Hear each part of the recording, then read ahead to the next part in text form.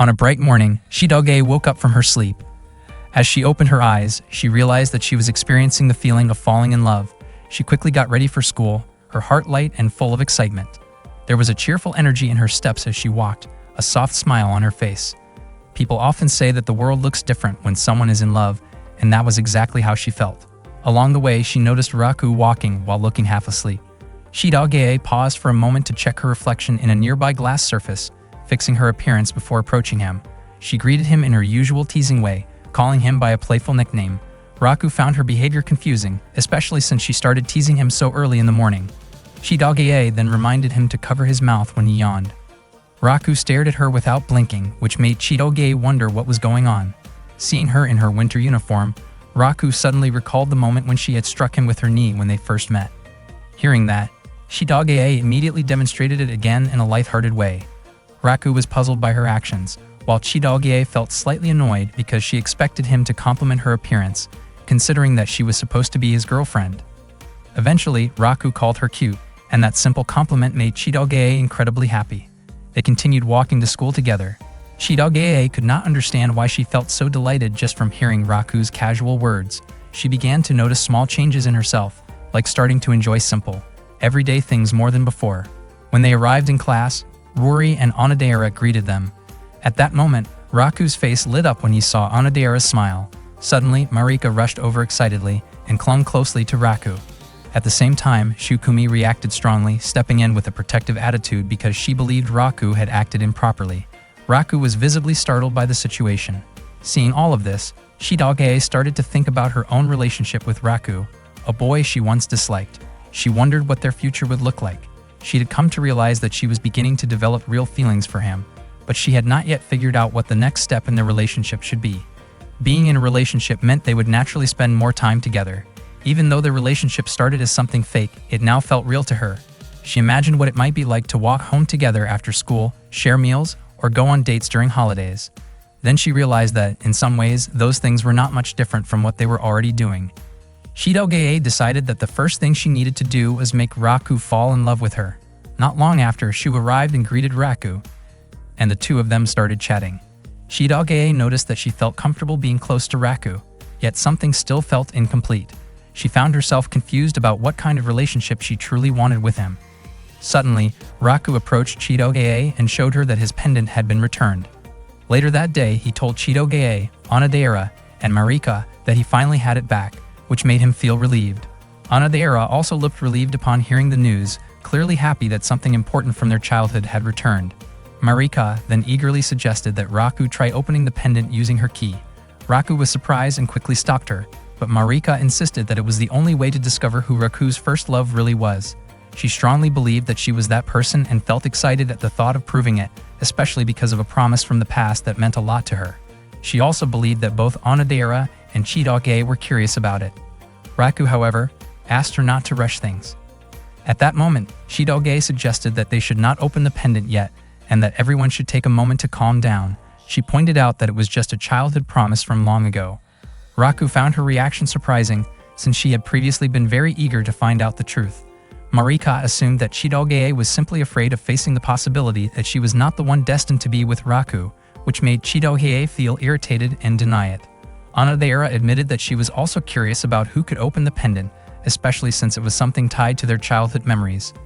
For her, it was more about simple curiosity. Raku then explained that the pendant was still not fully repaired. According to the person who fixed it, something inside was still stuck, which made it impossible to open in the usual way. Marika suddenly tried to open it anyway, but Raku stopped her, emphasizing how important the pendant was to him. He believed that the locksmith who had been helping him would eventually be able to open it when the time was right. If there truly was no normal way to open it, then forcing it open might become the last option, as it could reveal clues about the past they had all been searching for. According to Onodera, it would be better not to force the locket open. Marika wondered what kind of small object could even fit inside it. Onodera believed they would eventually find out what was inside when they met again someday. Marika then guessed that it might actually be a wedding ring.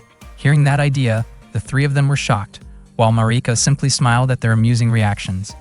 That afternoon, Raku and Shidoge walked home together. She asked what he planned to do about the situation now that things had gone this far. Shidoge could not help but feel curious about what would happen if the locket were finally opened. She wondered what it would mean if her key turned out to be the one that unlocked it, and what it would mean if it was not hers at all. She also questioned how she would feel if her feelings for Raku kept growing, yet he ended up finding another girl, the one he had made a promise to long ago. Even though it was just a childhood promise, the thought still weighed on her. Chidage looked troubled, unsure of what kind of relationship she truly wanted. Raku noticed how quiet and down she seemed. Meanwhile, Chidage felt that Raku would never realize her feelings if she kept everything to herself. Raku found it strange that Chidage was acting differently that day. Just by looking at her, he could tell something was off. Hearing that made Chidage blush, and she started wondering if Raku was beginning to notice her feelings, or if her expressions were simply too easy to read. For a moment, she convinced herself that there was no way he had figured it out, and that he would probably say something silly instead. Even so, her heart raced as she waited to hear what he would say. In the end, Raku casually assumed that she was just hungry. Chidage felt completely silent after hearing that. Raku felt confident in his guess, thinking he understood her well. To him, whenever Chidage looked troubled like that, it meant she was starving, especially since she had barely eaten during break earlier. He even suspected she might be dieting. Hearing that, Chidage snapped and hit him in frustration. Soon after, she laughed it off, feeling like she did not need to overthink such complicated things. Smiling again, she invited Raku to go eat ramen together. Raku found it odd that even though she was supposedly hungry, she ended up treating him instead. The next day at school, Chidage told her friends that her lips had been getting dry easily lately. One of her friends asked if she had been using lip balm. She then took out a new one she had just bought and offered it to Chidage, suggesting that it would make her lips look brighter and feel softer. Chidage quickly tried it, and her friends immediately said she looked even cuter, with a color that suited her perfectly. They even playfully squeezed her cheeks because they found her so adorable. Her friend ended up giving her the lip balm, saying it suited her better anyway, and that she already had plenty at home. She also mentioned that if Chidage wore it, Raku would probably like her even more. That made Chidage wonder if Raku would see her as cute too. Still, if he stayed as oblivious as ever, all her effort would be pointless. The following morning, Chidage went to school with Raku as usual. She greeted him with a smile, but unfortunately, he did not seem to notice any change in her lips. At this point, that did not surprise her anymore. She brought up how winter was also known as a dry season and casually asked if his lips felt dry too. She intentionally steered the conversation toward lips, even slightly parting hers to draw his attention. However, Raku still did not notice anything. He simply said that his lips often got chapped during winter, sometimes even to the point of bleeding. Chidage felt annoyed, especially since she had tried so hard to show it off. She began to wonder if she just was not attractive to him at all. When they arrived in class, Onodera noticed right away that Chidage was wearing lip balm and complimented her. Chidage quickly stopped her, hoping that Raku would be the one to notice instead. That night, while taking a bath, Chidage thought about how to make Raku more aware of her. At the same time, she doubted whether someone as clueless as him would ever notice. She decided to use a high-quality shampoo that night. The next morning, she went to school with Raku again. After greeting him, she leaned closer and let her hair sway in front of him on purpose. She was curious about how he would react after she used a shampoo that cost over 5,000 yen, far more expensive than what she usually used. She was sure he would notice because the scent was so nice. Unexpectedly, Raku just sneezed and commented that the weather felt colder than usual. Chidage felt extremely frustrated, as if her effort had been completely brushed off by that sneeze. She could not believe how oblivious he was. Still, she realized she needed to stay calm. After all, even girls might not always notice things like lip balm or shampoo. Her task now was to make those changes more noticeable to Raku and present herself in a way that would catch his attention more clearly. At that time, Chidage had just painted her nails and felt confident that Raku would notice right away. In class, she deliberately returned an assignment she had borrowed from him while subtly showing off her fingers. Raku looked at her for a moment, and Chidage grew curious about what he thought. However, instead of reacting to her nails, he focused on the paper. That caught Chidage off guard. She pressed his face lightly with her finger, leaving him confused and a little uncomfortable, unsure of what she was trying to do. Chidage asked for his opinion, but Raku still did not understand. She grew frustrated, wondering if he was just being clueless or if he actually noticed and chose to stay quiet. Either way, she found it incredibly annoying. The next day, everyone noticed Chidage's new look, especially the ribbon she had changed. She felt certain that such a noticeable change should not escape Raku's attention. Onodera mentioned that the ribbon made Chidage look different and even cuter, but Chidage quickly covered Onodera's mouth, clearly flustered. Not long after, Raku arrived in class. Chidage asked why he was late, and he casually explained that he had overslept. He sat down and started talking about homework as usual. Shidogei could not understand why he kept ignoring the obvious change, so she finally asked if he noticed anything different about her. Raku responded by saying she looked healthier, which left Shidogei speechless. She mentioned that her body still felt sore from studying all night, then stretched and leaned closer to him, hoping he would notice her ribbon. Still, Raku said nothing about her appearance. Shidogei could not believe how oblivious he seemed. When lunchtime came, Shidogei ate with Raku, but still could not get over the fact that he had not noticed her ribbon. Suddenly, Raku commented on her lunch, pointing out that it was not Kobe beef like usual. Instead, she had brought Iberico ham, which he noted was rich in vitamins. Shidogei was stunned that he paid attention to the food instead. She started to wonder if what she did really mattered less than something like meat. Even so, she still hoped Raku would notice her effort.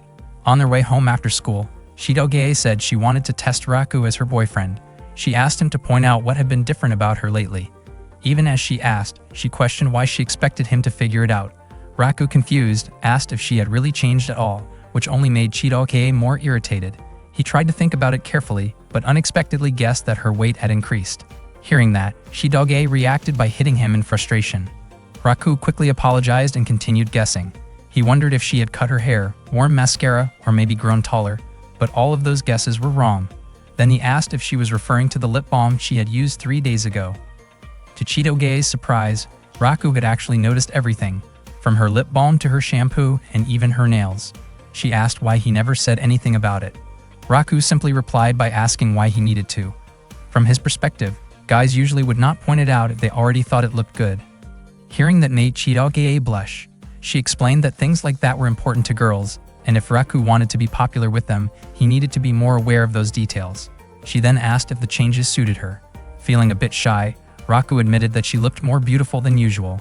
Shidogei smiled happily at the compliment and asked what he thought about her new ribbon. Raku looked surprised, realizing only then that she had changed it. A girl named Paula is an assassin. She sees Japan as a peaceful but somewhat boring country, and she comes there to meet Shukumi, whom she calls the Black Tiger.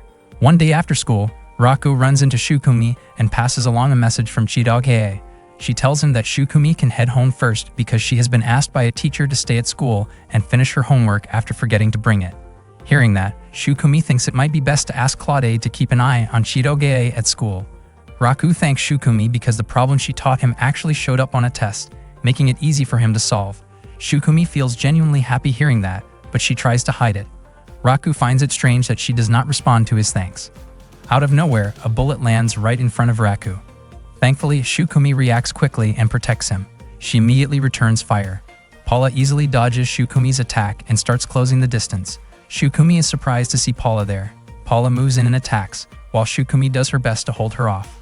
Paula expresses how much she has missed Shukumi after not seeing her for a year. Shukumi is confused about why Paula is there, and Paula admits she has a lot she wants to talk about. They continue exchanging shots, both showing incredible and evenly matched skill. Raku starts to panic since they are fighting at school. He asks them to move somewhere safer, but they ignore him and keep going. As they get closer to each other, Raku steps in to try to stop them, but he ends up getting caught in the crossfire and falls down. Afterward, Shukumi tends to his injury. She scolds him for interfering in a dangerous situation without any protection, though she is relieved that his injuries are only minor. Raku admits he just could not stand by and do nothing. Shukumi tries to put a bandage on him, but he refuses. She explains that she does not want to feel indebted to him. At the time, they are in an apartment that Shukumi rents. She usually stays at Shidogei's place, but she still needs a private space for her assignments. Paula questions what is really going on with Shukumi. Even though Paula came with hostile intent, Shukumi instead brings her to the apartment and offers her a drink. Shukumi points out that Paula was the one who said she wanted to talk, which only makes Paula more frustrated since that was not what she meant. Raku is confused about the title Black Tiger that Paula keeps mentioning. Paula explains that Black Tiger was Shukumi's nickname in the underworld back when she was in America. She earned that name because, 7 years ago, she worked with incredible speed and precision, quickly surpassing Paula and rising to the top in her field at a young age. Paula herself is a high-level assassin known as White Fang from Beehive. Shukumi mentions that Paula used to be her colleague, though Paula clearly dislikes hearing her name spoken by Shukumi. Shukumi feels relieved to see that Paula is doing well after such a long time apart. She even invites Paula to cook together, trying to lighten the mood. Paula immediately shuts that down, telling her not to act friendly because she did not come for something casual. She came to settle things with Shukumi. In the past, Paula looked up to Shukumi, but now she feels disappointed. She has been quietly observing Shukumi and notices that her presence and intensity have faded. From Paula's perspective, Shukumi has let everything slip away. She is frustrated because Shukumi now seems like an ordinary girl living a calm life. Shukumi realizes that the presence she has been sensing lately was actually Paula. She explains that she is currently on a mission to protect Chidokei. Paula questions whether that is really all she is doing. She feels that Shukumi is no longer as sharp as before, comparing her to a tiger without fangs. Paula suspects that Shukumi may have failed at something in the past and become hesitant in dangerous situations. She even wonders if Shukumi has grown too comfortable with a peaceful life or possibly changed because of her connection with Raku, which Raku quickly denies. In the end, Paula cannot accept how much Shukumi has changed. To her, it feels meaningless that Shukumi once surpassed her. Shukumi, on the other hand, is confused by how obsessed Paula seems to be with her, and she believes Paula would be better off aiming to surpass someone even stronger. Paula wondered whether Shukumi might have forgotten about the very first time they worked together as a team. Back when they first met, Paula had complimented Shukumi for looking handsome, but Shukumi had mistakenly assumed Paula was a guy because of her flat chest. Paula had been confused and upset about that comment, especially since, in her eyes, Shukumi actually looked more like a guy. Remembering those words still made Paula feel down. Even though Paula and Shukumi were often assigned missions together, Shukumi always seemed to get the better roles.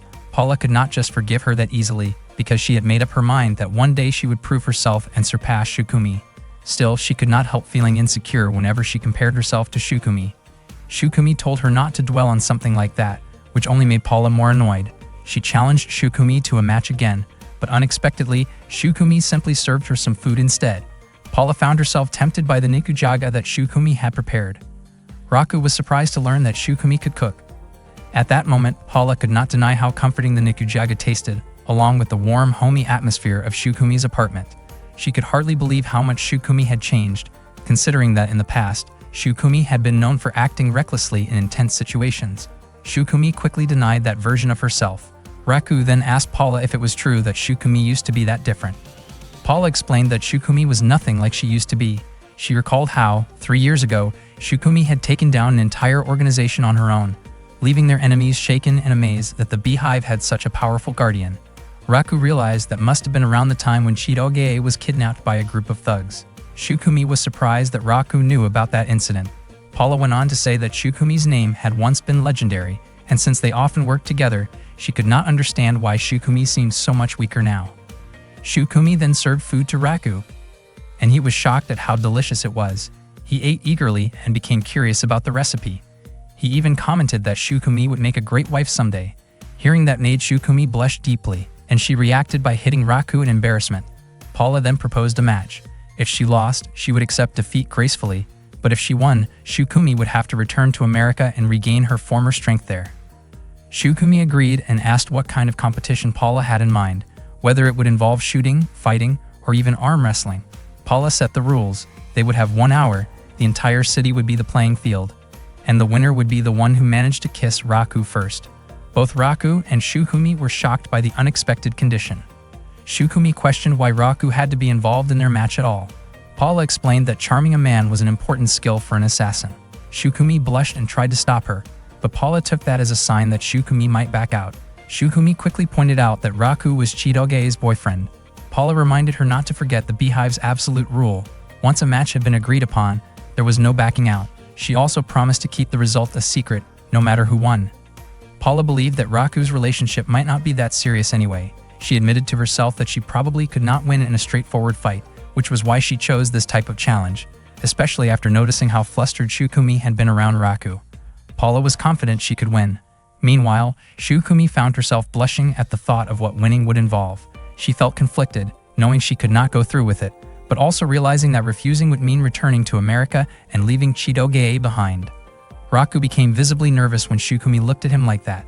Suddenly, Paula grabbed Raku and tried to get close to him, but Shukumi instantly fired a shot to stop her. She was surprised by her own reaction, as if her body had moved on its own, unwilling to let Paula get any closer. Every time Paula approached Raku, Shukumi's shots would immediately block her path. Raku panicked, feeling like this competition might actually put him in serious danger. He started running as fast as he could to get away from both of them and stay safe. Paula chased after him, while Shukumi continued to fire from above. Realizing that simply dodging would not solve anything, Shukumi landed in front of Raku to cut him off, determined to end the match quickly. As they faced each other, both of them turned red with embarrassment. Raku hesitantly asked whether Shukumi was really sure about going through with it. Just as Shukumi was about to kiss Raku, she suddenly threw a punch that sent him flying backward. At the same moment, Paula tossed a smoke bomb to block Shukumi's vision. Using that distraction, Paula managed to take Raku away and tie him up somewhere hidden. Paula was not entirely sure whether Shukumi would be able to find them. She told Raku that if he agreed to kiss her, she would go easy on him. Raku felt annoyed and struggled to break free. He did not want his first kiss to turn out like that. Paula casually mentioned that it would also be her first kiss. Hearing that, Raku questioned whether she was really willing to risk something like her first kiss just for a competition. Paula seemed confused about why a first kiss was such a big deal. From her perspective, a kiss was simply two people's lips touching, nothing more. She thought people in Japan tended to overthink it. Raku explained that a first kiss only mattered to those who believed it mattered. He also pointed out that Paula's real goal did not seem to be winning the match. Instead, he believed she just wanted Shukumi to acknowledge her abilities. Paula was surprised to hear that. Meanwhile, Shukumi was running around trying to find Raku and Paula, but she had not located them yet. The thought of losing weighed heavily on her, especially since it would mean returning to America and being separated from Chidahei. She felt uncertain about what to do, and the idea that Raku and Paula might have already kissed made her feel uneasy. She found it strange how restless she became at the thought of someone else kissing Raku. She could not bring herself to think any further. Suddenly, an explosion went off near Paula's hiding spot. Paula wondered if Shukumi had somehow found them, even though she believed she had gone far enough to avoid being tracked. Moments later, Shukumi appeared, walking straight toward them. Raku felt relieved and called out, asking her to help him. Both of them were caught off guard because Shukumi looked different than usual. Paula realized that Shukumi had entered her serious mode, the version of her that Paula admired the most. She even referred to her as the Black Tiger, radiating an intense and intimidating presence. Paula prepared herself for a confrontation, but in an instant, Shukumi vanished. Without warning, one of the building's support pillars collapsed. Paula was shocked that Shukumi had managed to destroy it with a single kick. At that moment, Paula realized that Shukumi's strength had not weakened at all. In fact, it had become even more formidable than before. Shukumi warned Paula not to get in her way, and Paula could not help but feel overwhelmed. Shukumi then approached Raku and gently touched his cheek. She slowly leaned closer, as if she was about to kiss him. Raku's face turned red as he anticipated what might happen next. However, at the last second, Shukumi simply used her fingers to mimic a kiss. After that, she told Paula that she had already kissed Raku, declaring herself the winner of the match. Paula protested, saying that what Shukumi did not count as a real kiss. However, Shukumi pointed out that their original agreement only stated that they had to kiss Raku, without specifying how it had to be done. She then asked Paula if she still wanted to challenge that decision. Feeling intimidated, Paula immediately backed down and apologized. Paula dropped to her knees in front of Shukumi. Shukumi then hugged her and praised her skills, acknowledging that Paula's kidnapping strategy and her ability to track her down were impressive. She admitted that Paula had grown stronger, and that made her genuinely happy. Hearing that, Paula's face turned red with emotion. She started crying openly and complained about how Shukumi had suddenly disappeared before. Shukumi apologized, explaining that Iwashita had urgently called her at the time, and Paula herself had also been on a mission. After that, keeping her promise, Paula said her goodbyes and prepared to return home. She expressed her hope that Shukumi would visit America someday. Raku commented that everything they had just gone through was exhausting, and he decided to head home to rest. Afterward, Paula asked Shukumi what she planned to do next, and pointed out that Raku was supposed to be Chidahei's boyfriend. Shukumi simply smiled as if nothing had happened.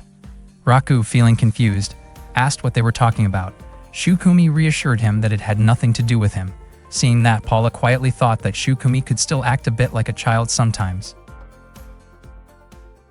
One day at school, Raku and his friends were hanging out and chatting as usual. With Christmas just around the corner, Shu asked if anyone had plans to celebrate.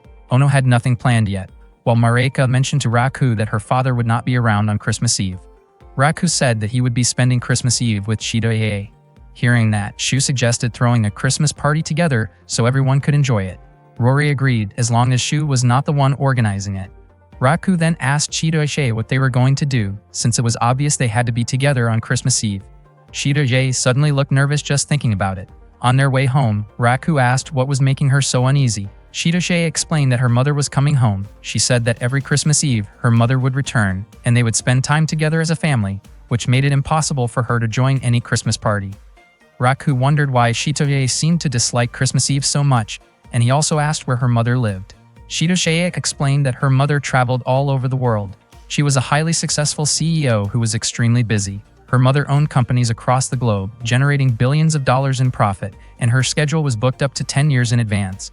Even the Nikkei stock market was said to be influenced by her mood. Raku commented that Chitoge's mother sounded like a top-tier elite.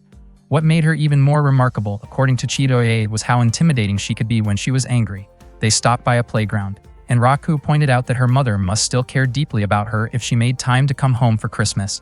Even so, Chitoge admitted that she was not very close to her mother. Her mother had been very young when she gave birth to her and had stayed busy with work ever since. Shitoge only saw her a few times a year, and honestly, she did not really know what it felt like to have a mother. She even wondered why she was telling Raku all of this in the first place. Suddenly, Chitoge received a message from her father, saying that her mother would be arriving the next day. He also asked her to bring Raku along because he wanted to introduce him to her. Hearing that made Raku feel a bit nervous. The next day, Raku went to Chitoge's house. He saw chefs busily preparing dishes to welcome her mother, who was known as Madame Flower. Her real name was Hana Kurosaki. Raku showed up wearing a formal suit just as Chitoge had requested. He could not understand why everything had to be so formal for a simple welcome.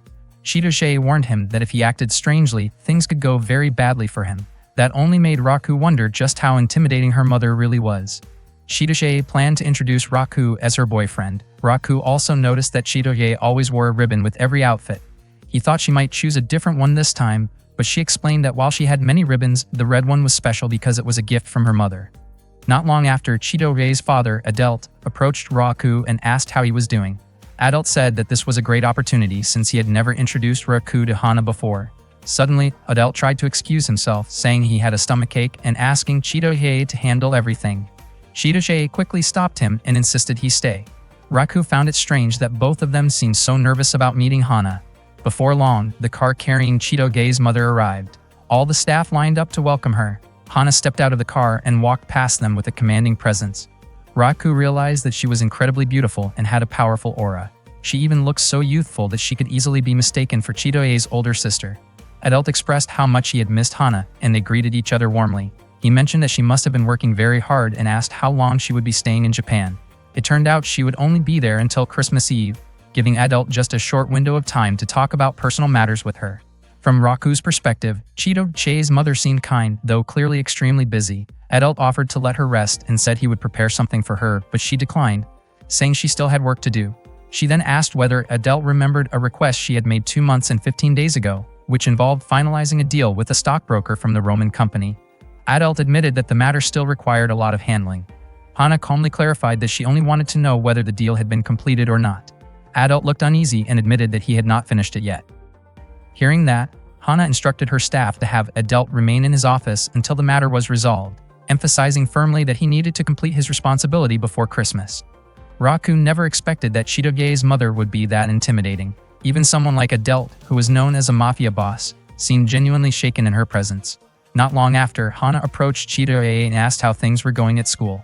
Chitoge explained that during the recent promotion exams, she had ranked 5th in her class. Hearing that, Hana immediately sensed that something was off.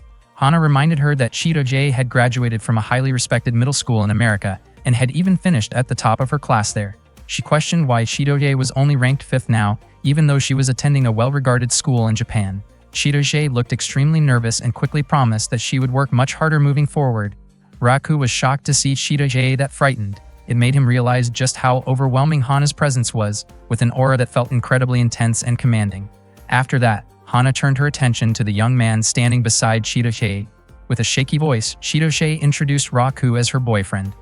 Raku looked visibly nervous as he greeted Hana, then promised that he would be sincere in his relationship with Chitoge.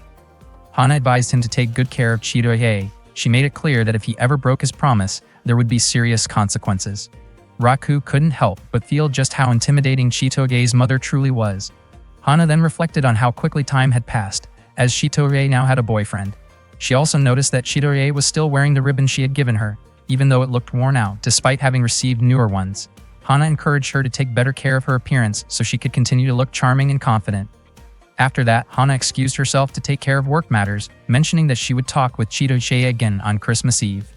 Raku admitted that Chitoge's mother was like a storm, powerful and overwhelming. Not long after, one of Hana's subordinates reported that her current secretary had collapsed again. Hana wondered how many people had fainted that month just because of a 70-hour work schedule. When she asked how many replacements were left, it turned out that all of them were in the hospital. Because of that, Hana decided to assign Raku as her temporary secretary until Christmas.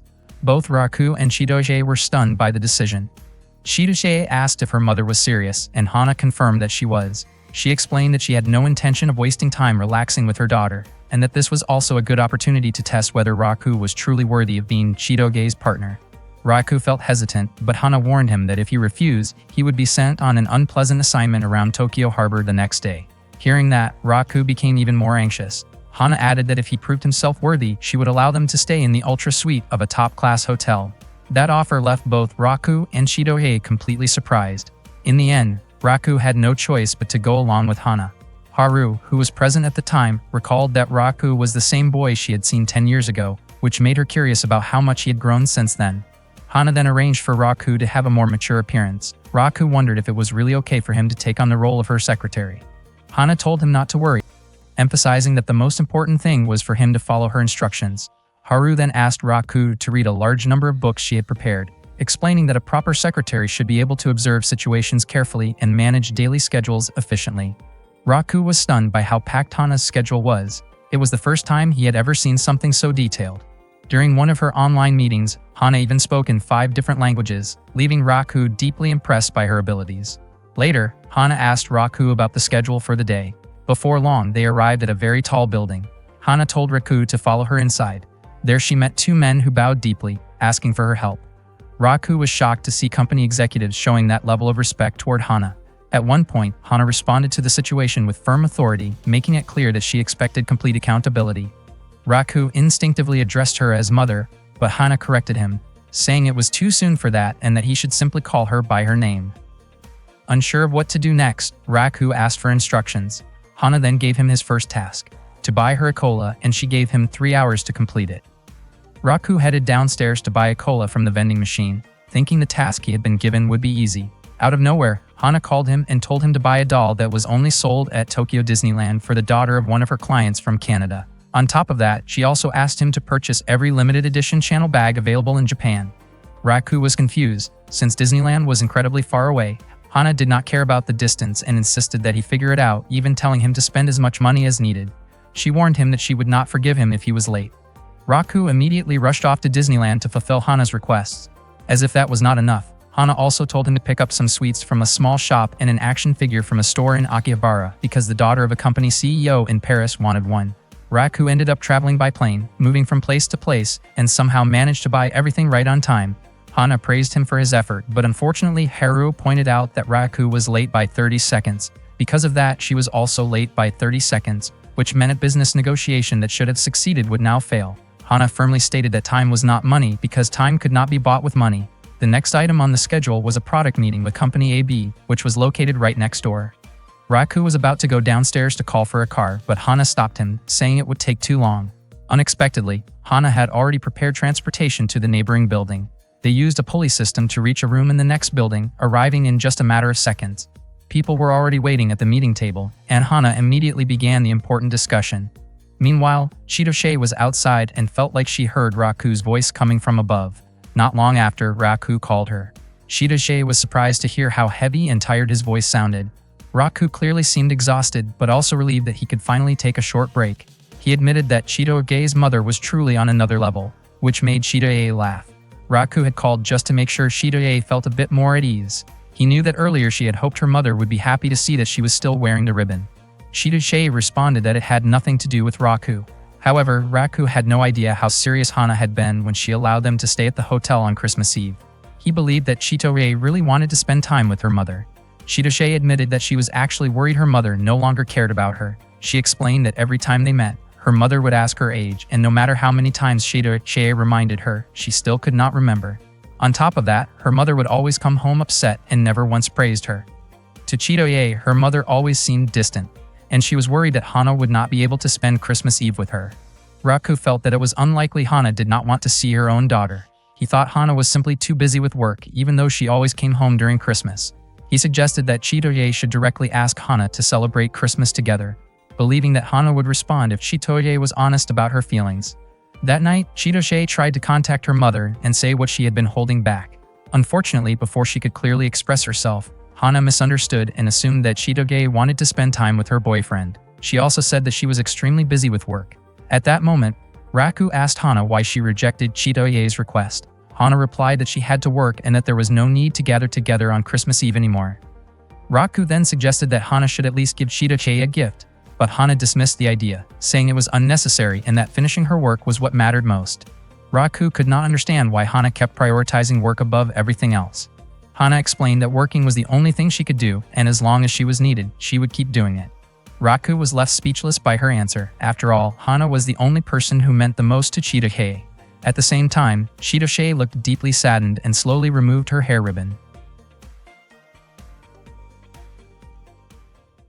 That day, Raku was busy handling his duties as Hana's secretary. Hana asked him about an item she had requested earlier, and Raku handed it over without hesitation. She was clearly satisfied with his work. Still, Raku couldn't shake his frustration toward Hana, since he saw her as a parent who seemed distant from her own daughter. He had quietly made up his mind to help change Hana's way of thinking for the better. Meanwhile, Chitoye was getting ready to go shopping with Onodera and Rory. They were surprised to see her without her usual red ribbon. Onodera wondered if Chitoye was trying out a new look and mentioned that it suited her really well. Chitoye then asked about the Christmas party idea Shu had come up with. Onodera explained that the event would be held the next day, and they planned to invite their classmates. That day, they were also going to buy a large gift for the party. Chitoye decided she wanted to join in and celebrate with them. At the same time, Raku had finished arranging dinner reservations and organizing Hana's entire schedule. He then asked for his next assignment. Hana was surprised by how quickly he had completed everything. She promised to give him payment along with a bonus for his efficiency. Raku asked if he would really be paid, and Hana confirmed that anyone who worked hard deserved compensation. She even mentioned that she had already booked a hotel room. Hana said that Raku had passed her expectations, and she felt relieved knowing Chitoye was with him. She encouraged Raku to enjoy his time with Chitoye like a normal high school student. However, Raku said he did not need any payment, including the hotel arrangement. What he really wanted was for Hana to take some time off from work on Christmas Eve and spend it with Chitoye. He believed it was possible. In his view, if he kept working as hard as he had been, Hana would definitely have free time that night. He directly asked whether she was willing to go or not. Hana admitted that it might be possible for her to spend time with Chitoye. After that, Raku immediately returned to work, pushing himself even harder. Raku realized he might have been overstepping, but he simply could not stand seeing Chitoye feeling sad. He was not even sure whether bringing Hana and Chitoye together would truly make things better. Even so, he wanted to do whatever he could. Meanwhile, Hana quietly observed how dedicated Raku was as he continued working. The next day, Raku wrapped up all of his assignments for that month. He had even completed Hana's request to buy gifts for her clients. Hana admitted that she was impressed. Raku said he had done everything he could, and once again asked Hana to go see Chitoye. Unexpectedly, Hana said she could not. Raku was confused. Hana clearly had free time now, so he did not understand why she refused. He hoped she would at least meet Chitoye and give her a present. Raku had already prepared a gift, a scarf, for that purpose. However, Hana insisted that it was unnecessary. She felt that Raku had gone too far by interfering in someone else's family matters. That made Raku wonder if Hana truly had no intention of seeing her daughter. Hana said that was not what she meant, but Raku began to realize that Hana had never really tried to pay attention to Chitoye from the start. Haru pointed out that Raku had managed Hana's schedule so well that she now had time to focus on other things. Raku was almost frustrated, but then he was caught off guard when Hana revealed that she had actually prepared Christmas gifts for Chitoye. However, she felt unable to give them. Over the past 10 years, many gifts had piled up, never being delivered. At one point, Raku was surprised to see Hana holding what looked like a cigarette. It turned out to be chocolate-shaped like one. In reality, Hana had quit smoking ever since she was pregnant with Chitoye. Raku admitted that he had always thought Hana did not care about her daughter, which surprised her. She asked why he would think that. Raku explained that Haru often asked about Chitoge's age whenever they met, which made him assume Hana might have forgotten. Hana firmly said that she remembered Chitoge's age and even wondered why Chitoge still wore the ribbon Haru had given her 10 years ago. She seemed a bit hesitant as she tried to say that there were many other things Chitoge could have worn at her age. Hana then described Chitoge as an amazing and talented girl. She repeated her belief that those who have talent carry the responsibility to use it well. She was certain that Shidoye had great potential, and if she truly applied herself, she could surpass both Hana and Adelt. Hana also acknowledged that Chidoge's beauty resembled her own. In the end, Hana admitted that she had been too strict while raising Chidoge. Without realizing it, Chidoge had stopped calling her mom. Hana believed that Chidoge must have hated her back then. Raku then asked if that was the reason Hana allowed Chidoge to go to a hotel with him. Hana replied that she thought it would make Chidoge happy. After that, Raku finally understood the situation. Without thinking, he slapped Hana and called her foolish. Hana was shocked and immediately scolded him. Raku firmly said that everything Hana had assumed was completely wrong. He explained that Chidoge did not hate her at all. In fact, she always needed her mother, and what she looked forward to the most was spending Christmas Eve together with her. Even when they were apart, she still called her mom with affection. Raku begged Hana to go see Chidoge while there was still time. Hana replied that she had to return to the United States that day. Raku quickly asked how much time she had left. Hana said her flight would depart in 3 hours. Raku then asked her to wait at the luxury hotel while he went to pick up Chidoge. Without wasting another second, Raku rushed toward Chidoge's house. Raku could not help but feel puzzled. He had always seen Hana as someone extremely capable at work, yet he could not understand why she seemed so careless when it came to something this important. That night, Chidoge was at a Christmas Eve party with her friends. They were happily watching the snowfall, creating a beautiful white Christmas. Shu commented that it truly felt like a perfect holiday, and everything seemed to be going well. Onodera wondered where Raku was, and Shu confidently said that he would show up soon. At that moment, Chidoge recalled a warm conversation she once had with her mother when she asked for a ribbon. Her mother had told her to take good care of it. Chidoge began to wonder when their close relationship had started to fade. Back then, they used to talk comfortably and share warm moments together. Now, it felt like those days were long gone, and they had slowly drifted apart. Suddenly, Raku's voice could be heard calling out her name. His sudden arrival surprised Chidoge, and he quickly grabbed her hand and pulled her along. Their friends watched in confusion. Chidoge asked why he was acting so suddenly and where they were going. Raku told her that they were heading to the royal suite at an upscale hotel. Everyone was shocked to hear that. Chidoge blushed, clearly flustered, as Raku hurriedly led her into a car. Meanwhile, Hana received a notification that her flight schedule had been moved earlier due to the heavy snowfall. The roads were heavily congested and traffic was at a standstill. With no other choice, Raku switched to riding a bicycle to get to the hotel faster. Chidoge protested about going to a hotel with him, but Raku insisted that her mother was there, so she needed to trust him and come along. Chidoge was confused about why her mother would be there. Raku explained that Hana had made a lot of mistakes, but deep down, she truly cared about her daughter. Chidoge found that hard to believe, but Raku asked her to trust him just this once. Unfortunately, when they arrived at the hotel, Raku was shocked to find that Hana was no longer there. He soon learned that her flight had been moved up because of the worsening snow. Without hesitation, Raku urged Chidoge to head to the airport with him. At the same time, Hana's subordinates were urging her to prepare immediately. They reminded her that missing the meeting would cost the company billions of yen. Raku pedaled as fast as he could, even crashing into a barrier at the airport in his rush. Sadly, by the time they arrived, the plane had already taken off. Raku quickly called Hana and begged her to cancel the meeting. Hana said she could not do that, but she thanked Raku because at least now she understood Chidoge's true feelings. Raku urged her to think about what truly mattered and asked her to reconsider her priorities. He then handed the phone to Chidoge so she could hear her mother's response directly. Chidoge called out to her mother, her voice filled with deep emotion. Then suddenly the plane turned around and began heading back toward the airport. Startled, Raku and Chidoge instinctively moved to a safer spot. Hana stepped off the plane and walked toward Chidoge. Slowly approaching her daughter, she asked if Chidoge still loved her. Chidoge tearfully expressed that she loved her mother very much, even though her mother often seemed intimidating, rarely visited, got upset easily, and did not always show her care in ways she could understand. Through her tears, she admitted that her love had never changed. Hearing that, Hana was deeply moved. She stepped forward and embraced her beloved daughter. The two of them held each other tightly, crying together under the falling snow. Raku watched quietly, knowing all along that they truly cared about each other. Hana apologized sincerely to Chidoge. Raku then handed Hana the hotel key so they could spend the rest of Christmas Eve together comfortably and talk as much as they needed. He chose to leave and take care of other matters at the office. Hana commented that what Raku had done was incredibly admirable. Raku, not expecting the compliment, was less surprised by her words. That night, Hana and Chidoge spent time together celebrating Christmas, while Raku stayed busy taking care of his work. It was a genuinely happy moment for both of them, enjoying a kind of togetherness they had not felt in a long time. Hana gave Chidoge a Christmas gift, a brand new hair ribbon. She felt relieved, knowing that Chidoge had taken good care of it. Shidogei thanked her, but she chose to keep using her old ribbon instead because it held so many important memories from her life.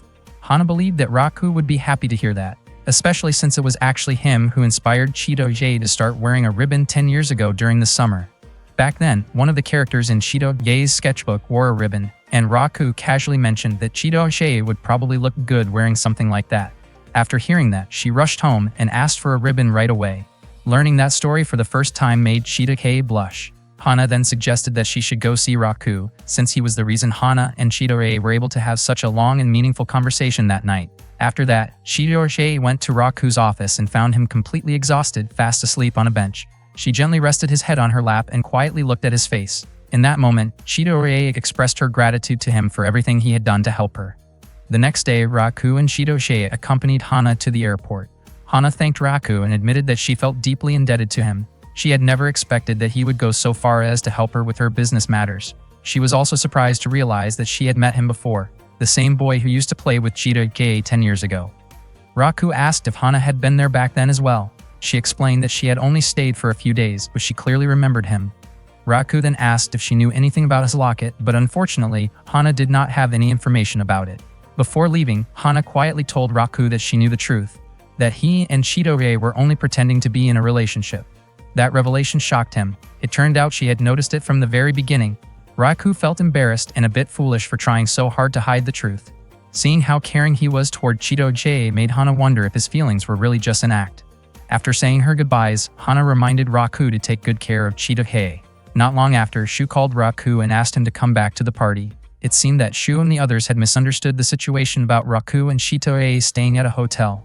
Marika, Shokumi, and Onodera started asking what had really happened between them. Even though Raku and Shidogei tried to explain the truth, no one seemed fully convinced, and the Christmas party quickly became chaotic. Meanwhile, on the plane, Hana suddenly remembered something. The locket Raku had asked about earlier. It had actually appeared in Shidogei's sketchbook before. She smiled to herself, thinking that she would explain everything the next time she met him. However, she still was not sure when she would be able to return to Japan and see Raku and Shidogei again. That day was the announcement of the semester exam results, and Raku and his friends quickly headed over to check the notice board. Raku ranked 63rd out of 207 students, and he realized just how tough it was to break into the top 50. Shidogei placed 5th, while Shukumi also ranked highly. Raku admitted that both Shidogei and Shukumi were basically geniuses. Not long after, Onodera showed up and asked about Raku's ranking. As usual, she placed 88th. Surprisingly, Rory ranked 23rd and Shumeko came in 22nd. Everyone then looked for Marika's name, only to find she ranked 185th. Oddly enough, Marika smiled when everyone saw her result. She openly admitted that she was not good at studying. Raku had actually assumed she was smart before. Marika explained that she simply lacked motivation to study and preferred focusing on becoming a great woman so she could one day be Raku's wife. Raku was completely caught off guard by that statement. According to Shu, if Marika's grades kept dropping like that, she might not pass to the next grade. Their teacher had even warned her earlier that if her next math test score fell below 40, she would have to attend remedial classes. Because of that, Marika asked Raku to help her study after school. Shidogei objected, pointing out that Marika could study on her own. Marika insisted that her grades would not improve without help from someone else. Hearing that, Shidogei offered to tutor Marika herself, especially since she ranked 5th. However, Marika doubted that Shidogei was the type of person who could teach others. She kept persuading Raku to help her study, mentioning that her father was not home so they could study freely until morning. Raku said he did not mind helping her, but he refused to stay overnight. Marika reminded him that the math test would take place the next day. That afternoon, Raku and Shidogei went to Marika's house to study. Marika was confused about why Shidogei came along. Shidogei explained that she was just there as a friend to help Marika prepare for the test. Marika reluctantly accepted it, though she referred to Shidogei as an unwanted distraction, which clearly annoyed her. Raku, on the other hand, felt relieved that Shidogei was there with him. They began studying right away. Shidogei said she would help if Marika struggled with any questions. Marika responded that she never asked Shidogei to teach her.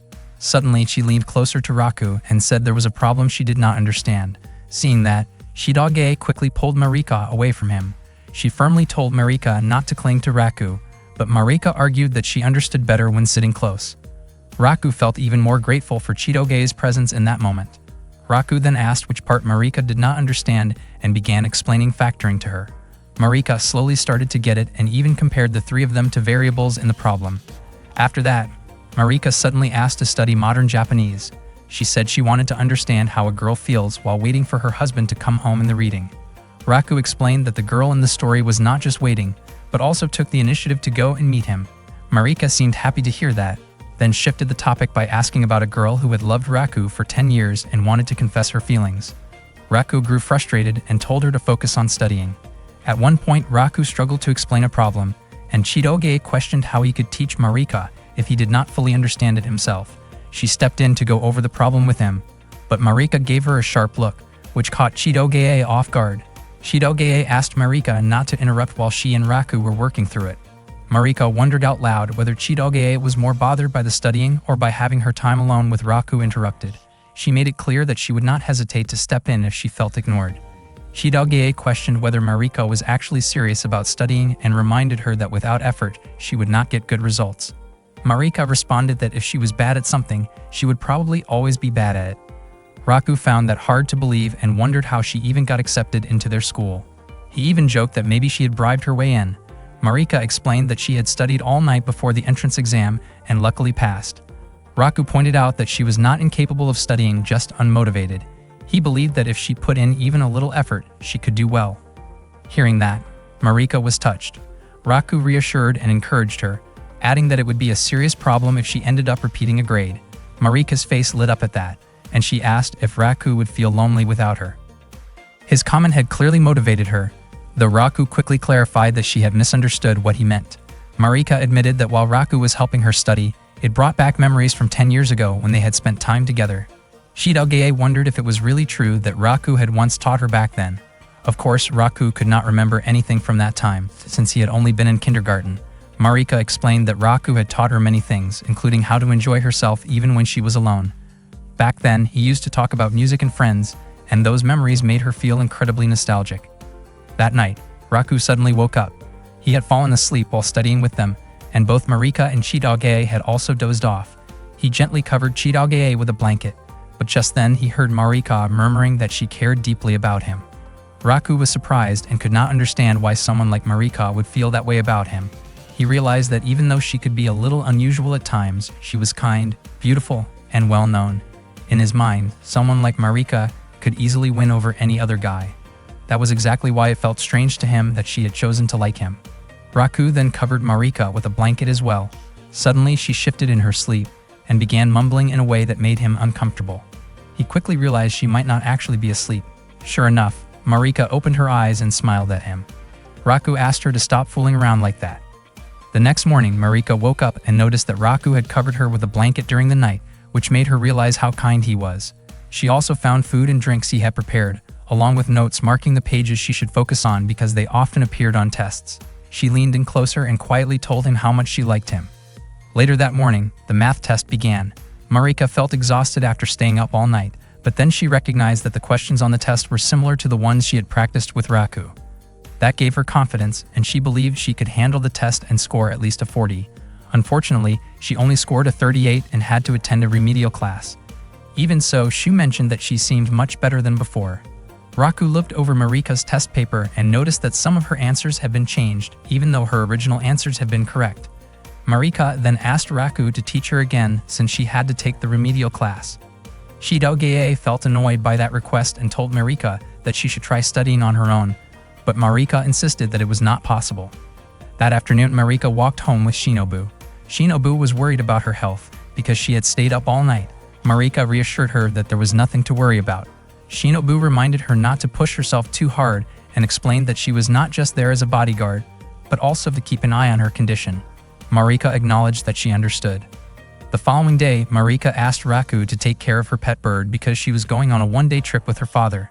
Raku did not mind at all, especially since he actually enjoyed taking care of animals. Marika thanked him and mentioned that her bird was very smart and could even repeat what she said. She then handed him a set of care instructions, saying that she was really counting on him. When Raku asked for the bird's name, he was shocked to find out that it was also named Raku. Raku could not understand why Marika would casually give her bird the same name as his. He started to wonder whether she was being serious or just teasing him. When he tried calling the bird, he felt a bit irritated because the bird's expression, combined with having the same name as him, made it seem a little goofy. It was his first time taking care of a parrot, and he was curious to hear it speak. To his surprise, some of the phrases it repeated sounded a bit inappropriate, which made him even more annoyed at Marika for teaching it those kinds of words. He then tried to feed the bird, but it refused to eat. Raku quickly checked the notes and discovered that the bird would only eat if he said "ah" in a very affectionate tone. He was completely baffled, wondering what kind of training Marika had given the bird. However, when he followed the instructions and fed it that way, the bird finally opened its mouth and ate.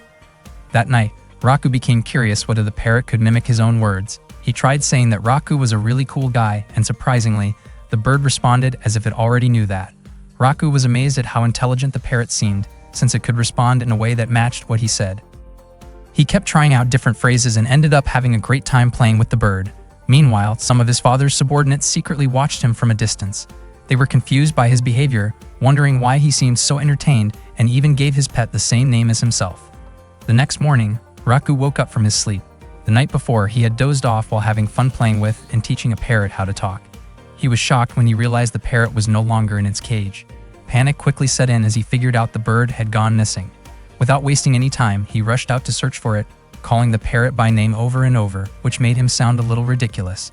Not long after, he finally heard the parrot's voice. Unfortunately, the things the bird was saying were inappropriate and embarrassing, making Raku feel extremely flustered.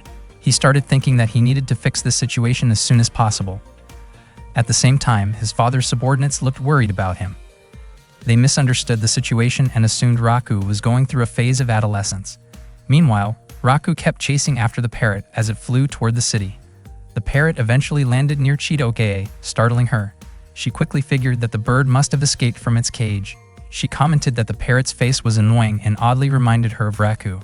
Suddenly, the parrot mentioned Raku's name and said something inappropriate right in front of her, which made Chidoke furious.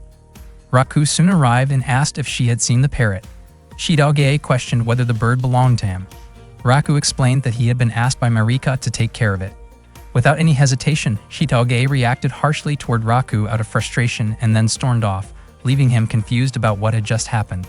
Not long after, Raku spotted the parrot again and felt confident he could catch it this time. However, the bird flew off and landed near Onodera, who was walking with her younger sister Haru. Onodera admired how beautiful the bird looked. Haru wondered if they should try to catch it. When Onodera gently called out to the parrot, it immediately perched on her hand. Haru pointed out how easily Onodera seemed to connect with animals. Onodera wondered if the bird was lost and who its owner might be. Suddenly, the parrot spoke up, saying it belonged to Raku. It once again said something inappropriate, which caught Onodera off guard. Raku, feeling extremely embarrassed, rushed over and tried to explain the situation, hoping Onodera would not misunderstand.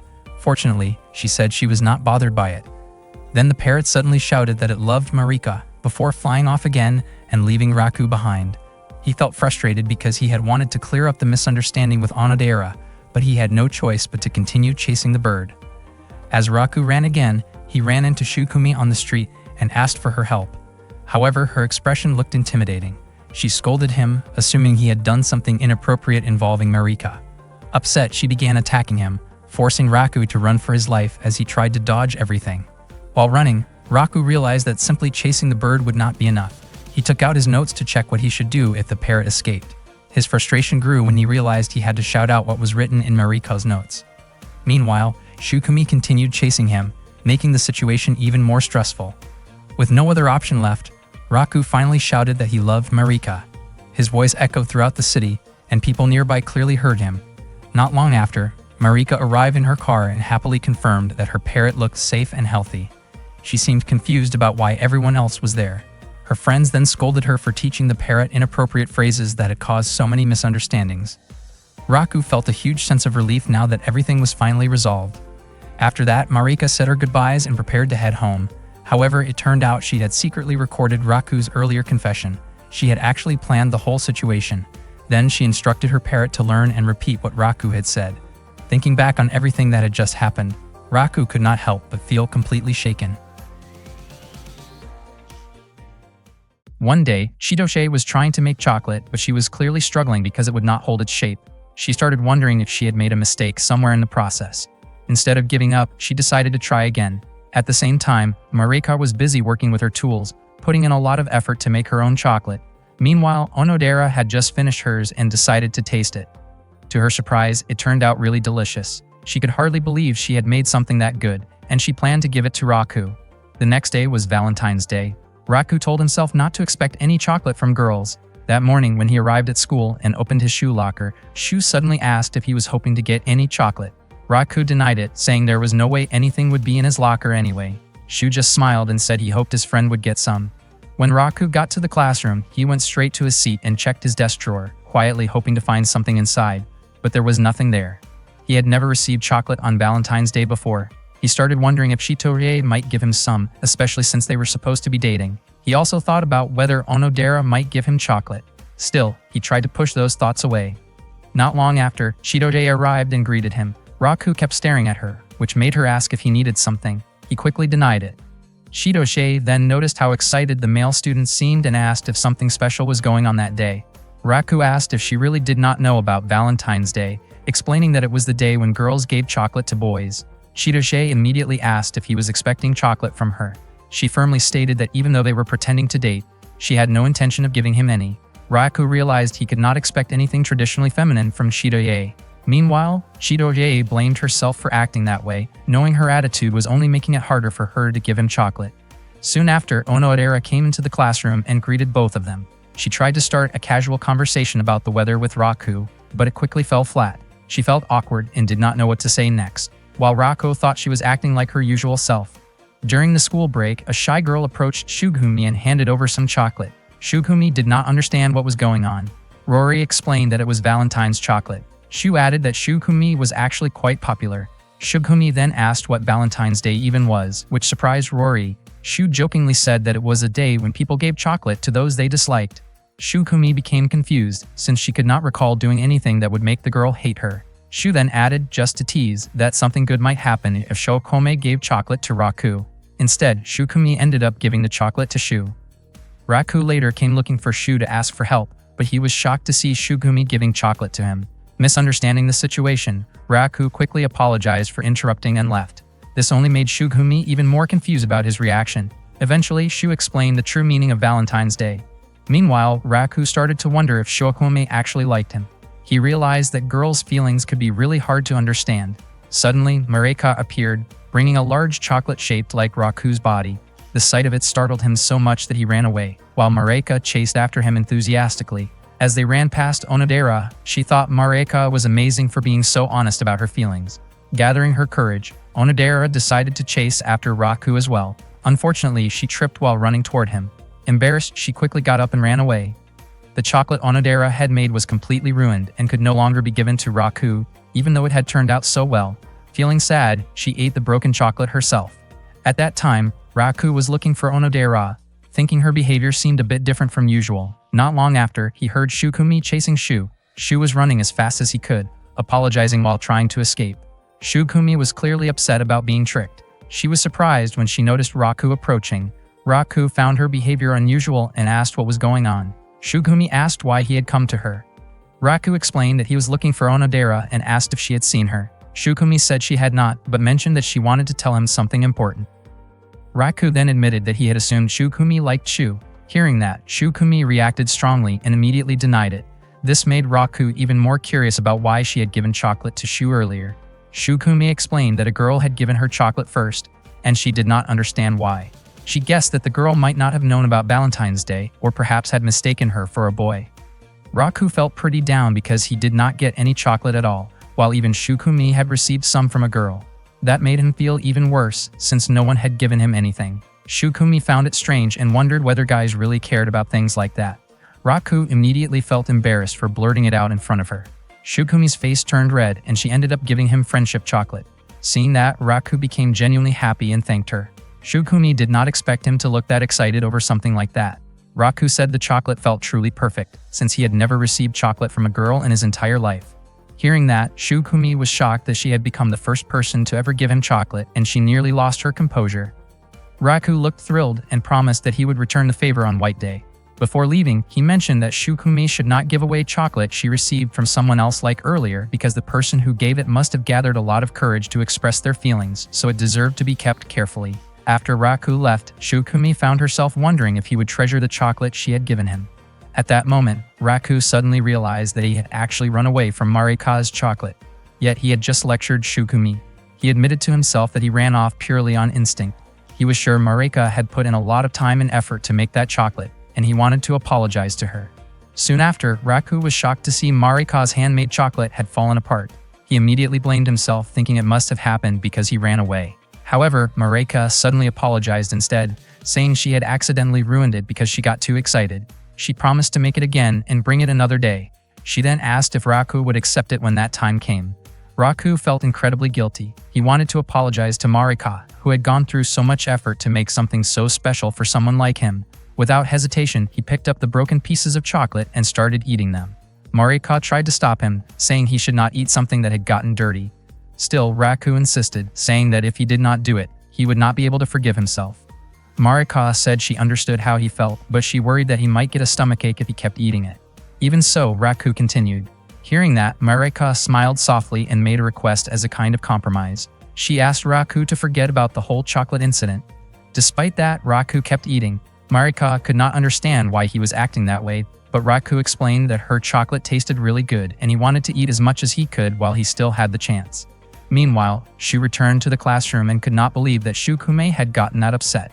Rory blamed Shu for lying to Shukumi in the first place. Shu then asked Rory if there was anyone she wanted to give chocolate to. Rory said she had no plans to do that. Shu jokingly asked her to at least give him some Pocky for Valentine's Day, but instead, Rory handed him a used tissue. She told him not to bother her just because he did not get any chocolate. In response, Shu proudly showed off the chocolates he had already received. At that moment, Rory became concerned about Onodera.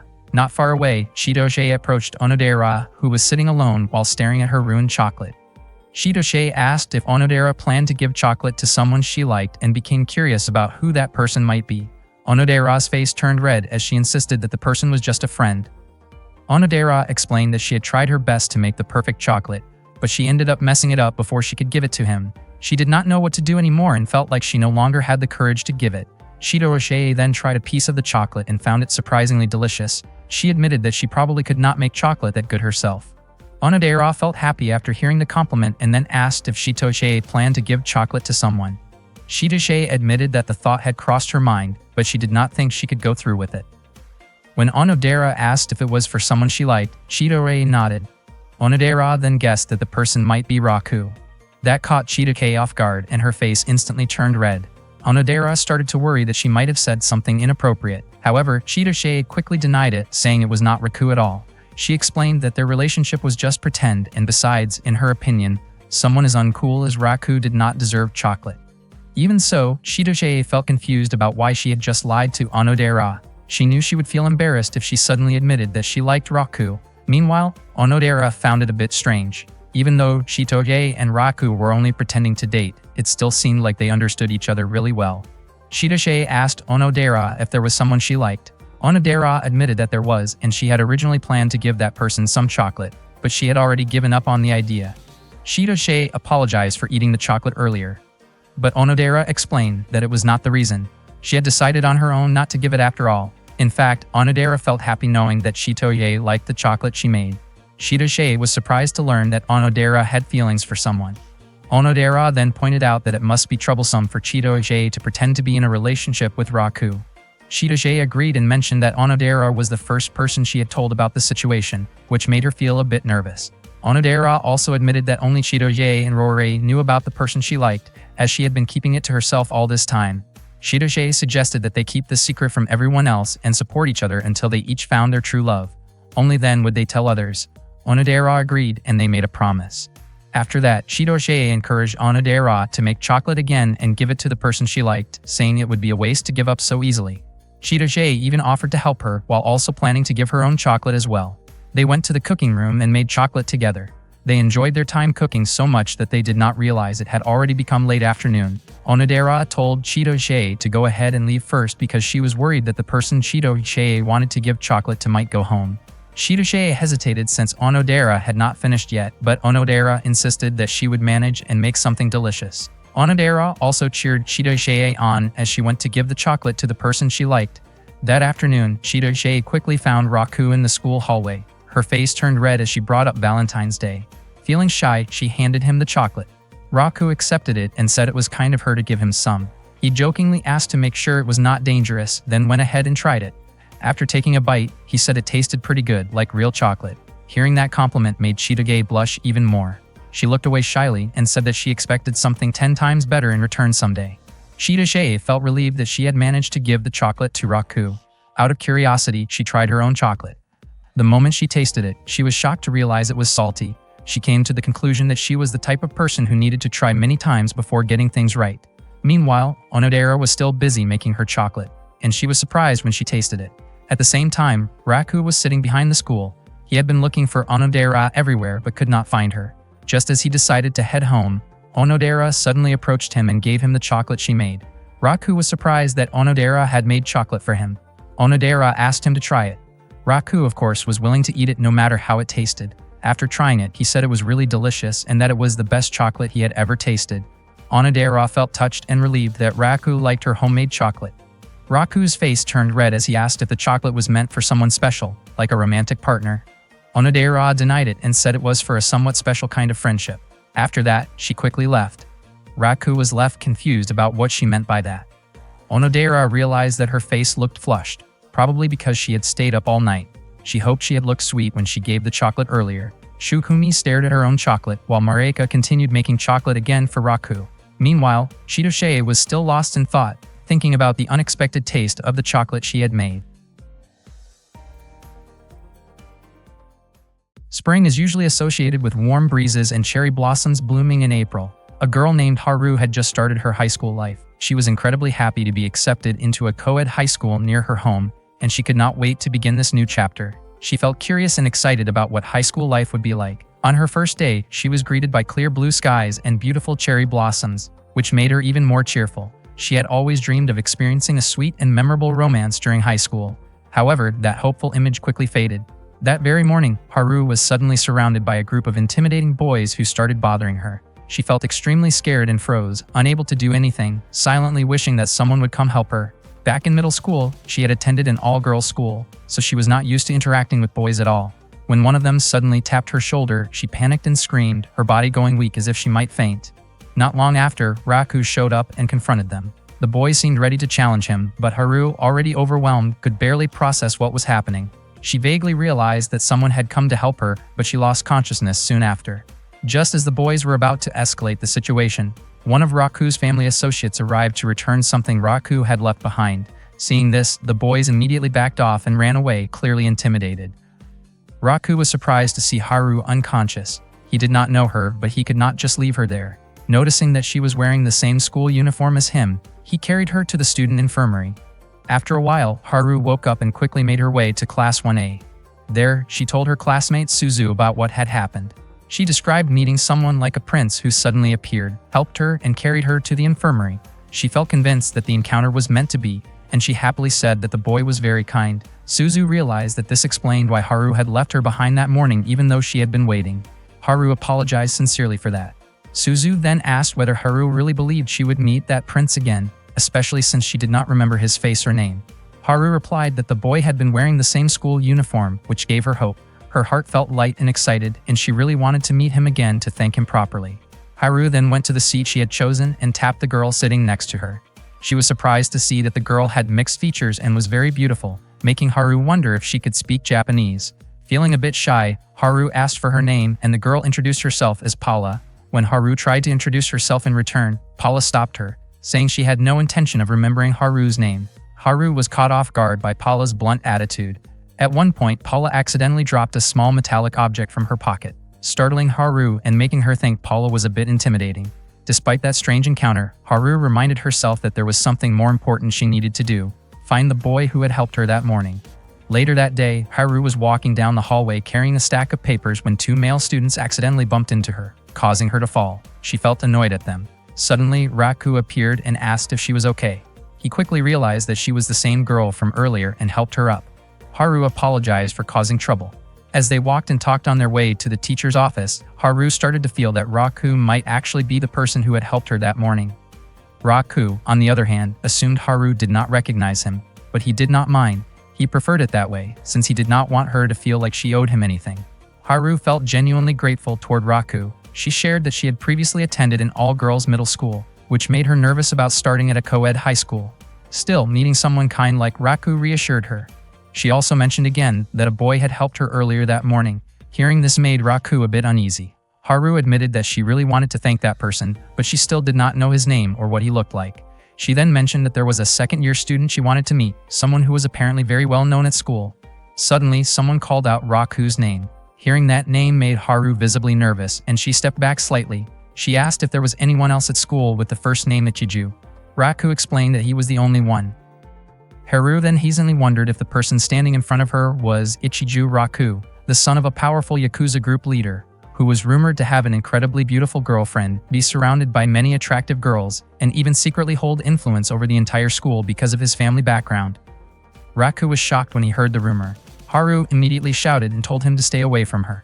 She even assumed that Raku's kindness was just a trick to attract girls. Haru truly did not expect this, especially since she had thought he was a good person. Raku tried to clear up the misunderstanding, but Haru warned him not to go near her older sister again.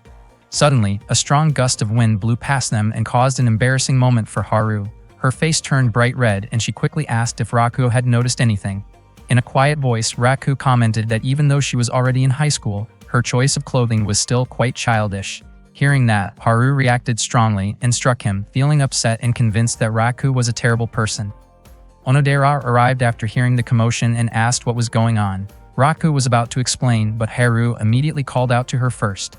Onodera looked confused about why Haru was there. Haru approached her and said that Onodera would be safe because she was by her side. Raku was surprised to hear Haru refer to Onodera as her older sister. Haru then introduced herself as Onodera's younger sister. Earlier, Haru had overheard Onodera talking on the phone with Rory and learned that the person Onodera liked was Ichiju Raku. Not long after, one of Haru's friends called her and warned her about a dangerous boy at her new school named Ichiju, who was said to be the son of a Yakuza leader. After meeting Raku in person, Haru became even more convinced that he was trouble and that she needed to protect Onodera from being deceived by him. Raku remembered that Onodera had once mentioned having a younger sister. Haru firmly told him to stay away from Onodera because she would not allow him to get close to her. Hearing this, both Raku and Onodera were taken aback. Haru urged her sister to open her eyes and realized that she had been misled by Raku. As the situation grew louder, Chitoye approached them and asked what was happening. Haru was instantly captivated by Chitoye's beauty. She admired her tall, model-like appearance and quickly assumed that Chitoye must be Raku's incredibly beautiful girlfriend. At that moment, Haru felt that the rumors might actually be true. Chitoye was surprised to find out that the girl in front of her was Onodera's younger sister. She tried to introduce herself, but Haru instead asked if Chitoye had been somehow influenced by Raku. In Haru's opinion, someone as beautiful, stylish, and admired as Chitoye did not belong with someone like Raku, whom she saw as dull and unimpressive. It seemed strange to her that Chitoye could be interested in him. Raku was stunned by her words, while Onodera quickly asked Haru to apologize. Raku then looked to Chitoye, hoping she would say something. Out of nowhere, Chitoye hugged Haru and gently said that she seemed like a kind and sweet girl. Not long after, Marika appeared and hugged Raku, inviting him to enjoy a cup of tea with her. Haru was completely shocked to see another beautiful girl being so close to Raku. Marika then asked who the pretty girl in front of them was. Once again, Haru was left confused about why so many attractive people seemed interested in Raku. She even began to suspect that Marika might be one of the girls involved with him. Haru raised her voice, questioning why Marika would casually hug a boy without considering others, especially when he already had a girlfriend. Marika responded by saying that Haru was still naive. Haru, on the other hand, still could not accept what had happened when Raku accidentally saw her underwear. Everyone around them was shocked to hear Haru say that. At that moment, Marika even found herself wondering what kind of underwear Haru had been wearing. Raku looked completely panicked, while Chitoye put on an intimidating expression and demanded an explanation. Raku tried to explain that it had all been a misunderstanding, but Chitoye did not accept it so easily and reacted strongly out of frustration.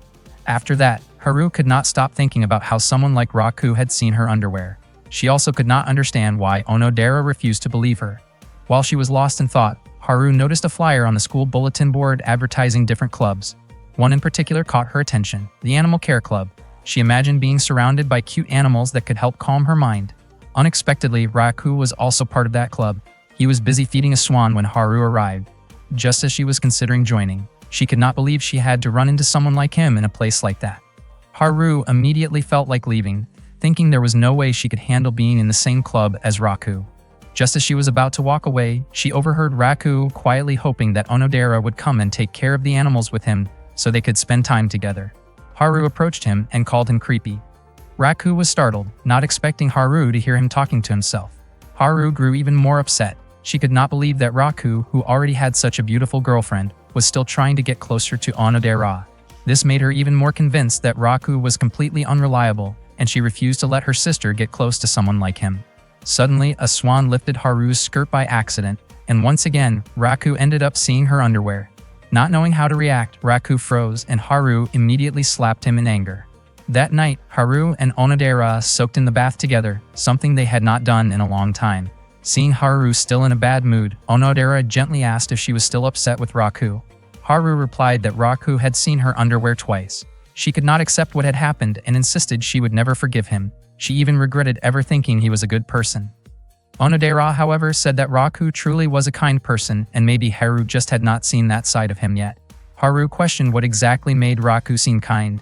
Onodera realized it was difficult to put into words, but she tried to explain anyway. She said that Raku always cared about others. Whenever he saw someone struggling, he would not hesitate to help, even if it meant ignoring his own needs. If someone else was happy, Raku would feel genuinely happy from the bottom of his heart. Haru responded that she had not asked what Onodera liked about Raku. Onodera remained confident that Haru and Raku could eventually get along, but Haru was certain that would never happen because she simply did not care about him at all. In Haru's opinion, Onodera was too kind, which made her unable to fully understand Raku. Haru felt it was her responsibility to always protect her sister. Onodera then asked about the prince Haru had mentioned earlier that morning. Haru immediately became excited and enthusiastically talked about her encounter with him. Meanwhile, Raku returned home after what had been a chaotic day. He could not believe that Haru actually hated him that much. Exhausted, he planned to take a bath right away. At the same time, Haru kept thinking about the prince who had helped her that morning. She assumed he must be a third-year student because he was so tall, and she wondered what his true personality was like. In her mind, he was someone reliable and kind-hearted. Haru hoped she would be able to find him again soon. Then she suddenly remembered an important clue about him. Elsewhere, as Raku was changing his clothes, he realized something was missing from his pocket. He quickly panicked, shouting when he discovered that his pendant was gone. The people working for his family were alarmed by his reaction. That same pendant was now with Haru, and she quietly hoped it would lead her back to the prince she was looking for. Part of that episode told a fictional story. Rory, in the form of a mouse, explained that starting that day, Onodera would become a cake witch whose duty was to help maintain peace in the world. Rory also mentioned that for a brief moment during her transformation, Onodera's clothes would disappear. She asked whether Onodera would be okay with that. Hearing this, Onodera was shocked. Without waiting, Rory swung her wand and transformed Onodera into the cake witch.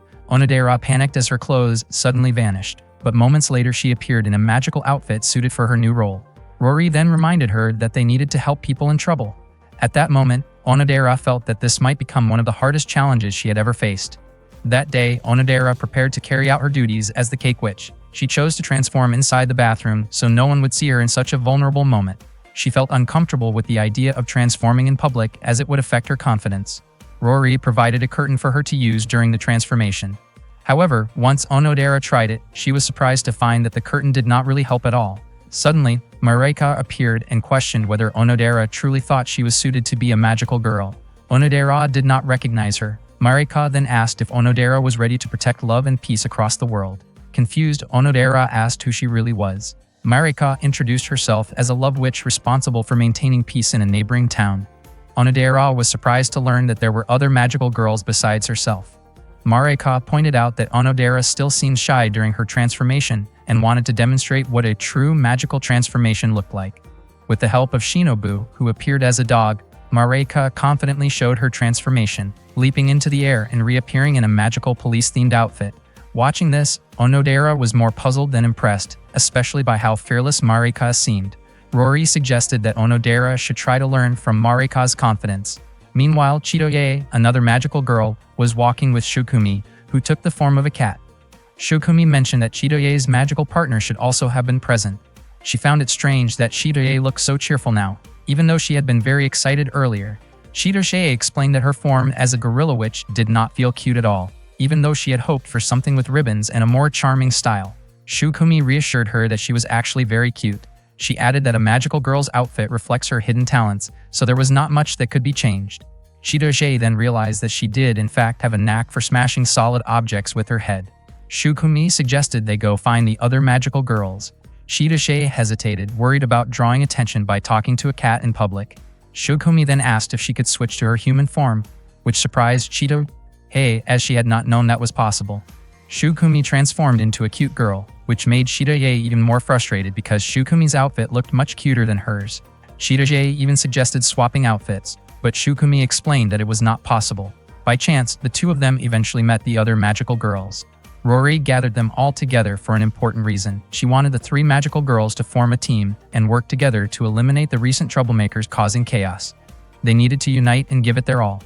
Marika agreed without hesitation, while Onodera felt happy to finally have companions. Chidoye, on the other hand, wondered whether the other two would even want to be friends with her. Rory then asked them to decide who would become the team leader. Marika argued that the leader should be chosen based on ability and experience, and she believed she was the best fit. Chidoye strongly disagreed as she also wanted the role. The two continued arguing while Onodera tried to calm them down. Rory suggested settling it with a quick game of chance. Unexpectedly, Onodera ended up winning. Rory explained that the leader's role involved being the center of attention, taking charge in every situation and delivering the team's key lines and signature poses. Shukumi and Marika felt a bit jealous hearing that. However, there were also less exciting responsibilities, such as handling administrative tasks like writing detailed reports, managing the team's expenses, and registering the team officially in the magical district. After hearing all that, Chidoye and Marika felt relieved that they were not chosen as the leader. That night, a powerful enemy appeared in Bonyari town. Its large size and strength made it seem like a serious threat. The three magical girls were not confident they could defeat it. Rory explained that they needed to combine their powers into a final move. However, the requirement to activate it involved standing together and focusing completely for several minutes. The three girls were shocked. Onodera questioned why such a condition was necessary. Rory explained that the technique required gathering and releasing all of their magical energy at once, meaning they had to fully concentrate and synchronize with their magical abilities. Chidoye pointed out that doing something like that in public would be extremely embarrassing. Unfortunately, there was no other option, and if they did not act quickly, the situation could become much worse. Marika had no issue going through with the plan, and she considered Chidoye and Onodera to be too hesitant. In the end, Onodera reluctantly followed along. Rory said she would draw the enemy's attention while the others carried out their move. Onodera warned her that it was dangerous, but Rory calmly explained that she was capable of handling a fight on her own. She believed her powerful defensive magic could withstand even extreme attacks, and her offensive magic was strong enough to wipe out massive threats. Hearing that, Onodera could not help but wonder if Rory actually needed their help at all. Long story short, the three of them managed to defeat the enemy. They realized just how powerful their combined ultimate move really was. Afterward, Marika urged Onodera and Chidoye to leave quickly, but suddenly Shu appeared, taking on the persona of Dr. Meiku. He was revealed to be the one who had released the forces of evil, as well as a rogue scientist with ambitions tied to chaos and domination. In other words, Dr. Meiku, also known as Daiki, stood as the leader behind the trouble they had been facing. Onodera questioned why Dr. Meiku chose such a path. He admitted that he was not truly interested in ruling the world, but instead wanted to challenge magical girls in battle. His excitement came from witnessing their transformations and unique outfits, which made Onodera feel deeply uncomfortable and determined to stop him. Dr. Meiku signaled the start of the fight, but Chidoye did not seem fully motivated. He then used a device that could nullify magical abilities and aimed it at her.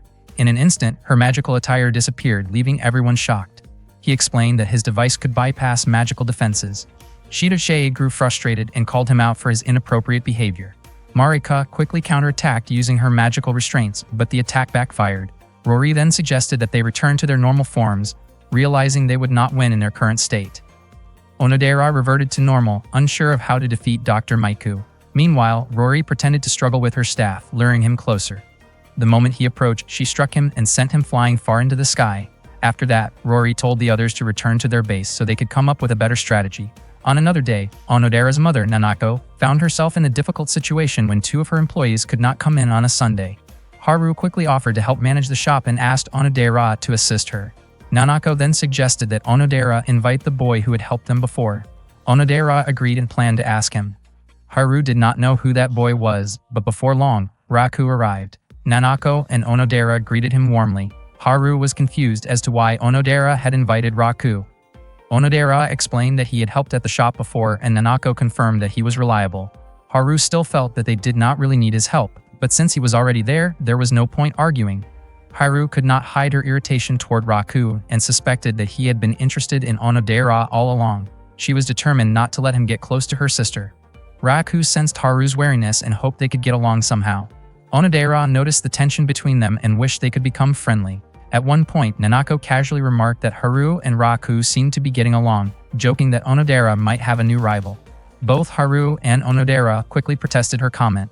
Soon after, they got to work, starting with preparing anzu.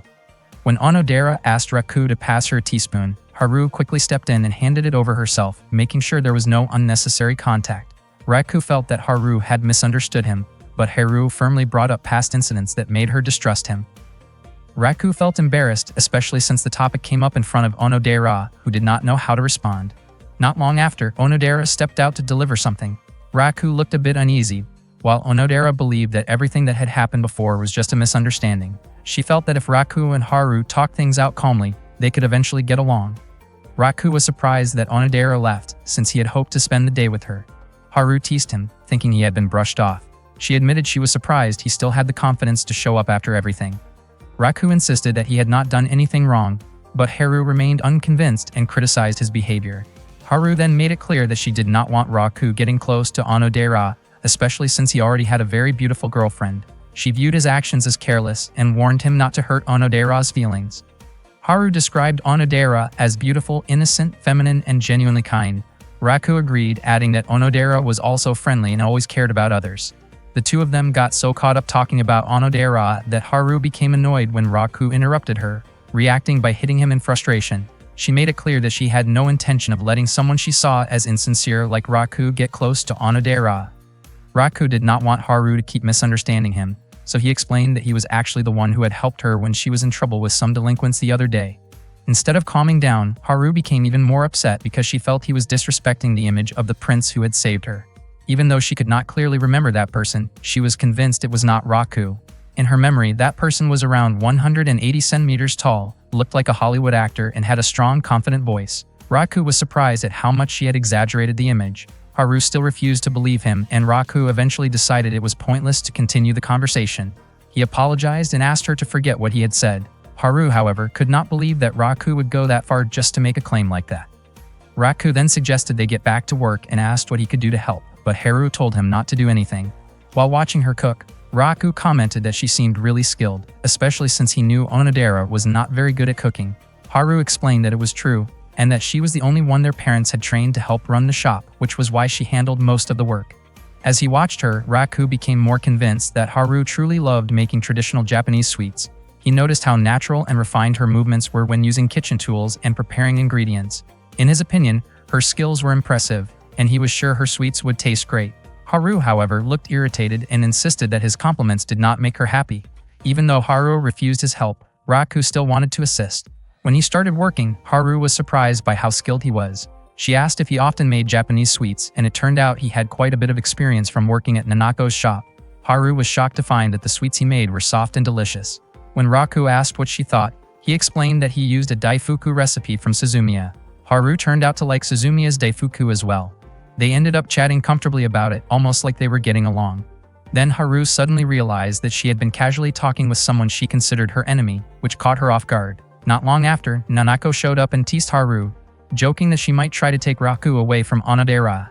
That made Haru feel both embarrassed and irritated, especially since she insisted there was no way she would ever like Raku. She told Raku to leave, saying she could handle everything on her own. As she tried to carry a stack of trays, she nearly lost her balance because they were too heavy. Raku quickly stepped in to help support them.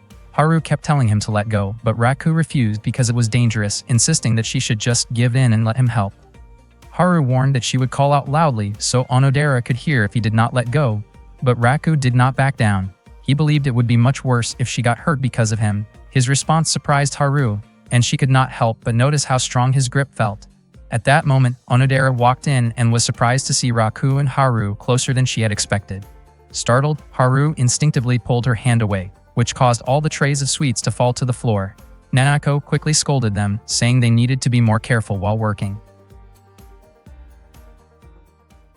One afternoon after school had ended, Kyoko ran down the hallway in a panic and headed straight to Raku's classroom. Raku asked what she was doing, and she quickly looked around for other students. Unfortunately, everyone had already gone home, and only he was still there. Kyoko then asked Raku for help, saying that he had a lot of friends. She admitted that she had forgotten to inform the students about cleaning the swimming pool on Saturday, so she asked him to gather some friends to help take care of it. Raku was confused about why he had been chosen, but Kyoko pleaded with him, reminding him that she had helped take care of the animals when he was absent from school. In the end, Raku could not refuse her request. The next day, Raku asked Chitoye to help clean the pool with him. She did not mind at all, since cleaning the pool sounded like it could be fun. Chitoye then asked who else he had invited. Earlier, Raku had asked several male students, but only Shu agreed to join. Shu was already excited, looking forward to working alongside the girls. Not long after, Onodera arrived with Rory, Haru, and one of Haru's friends. Raku asked who the new girl was, and she introduced herself as Suzu. Rory seemed surprised to see Shu there as well. Chitoye looked especially cheerful when she saw Haru arrive. Raku tried to greet Haru, but she still gave him a cold, unfriendly look. Shortly after that, Shukumi and Paula also showed up.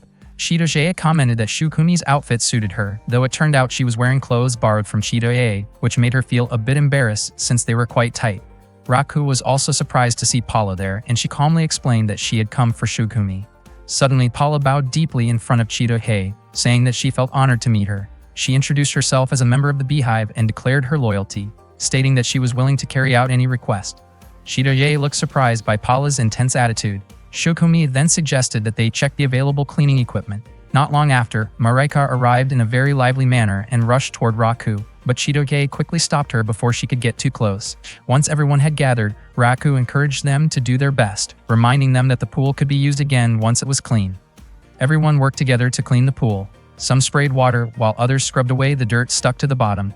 Chitoye seemed especially happy, playfully spraying water around, even directing it toward Onodera.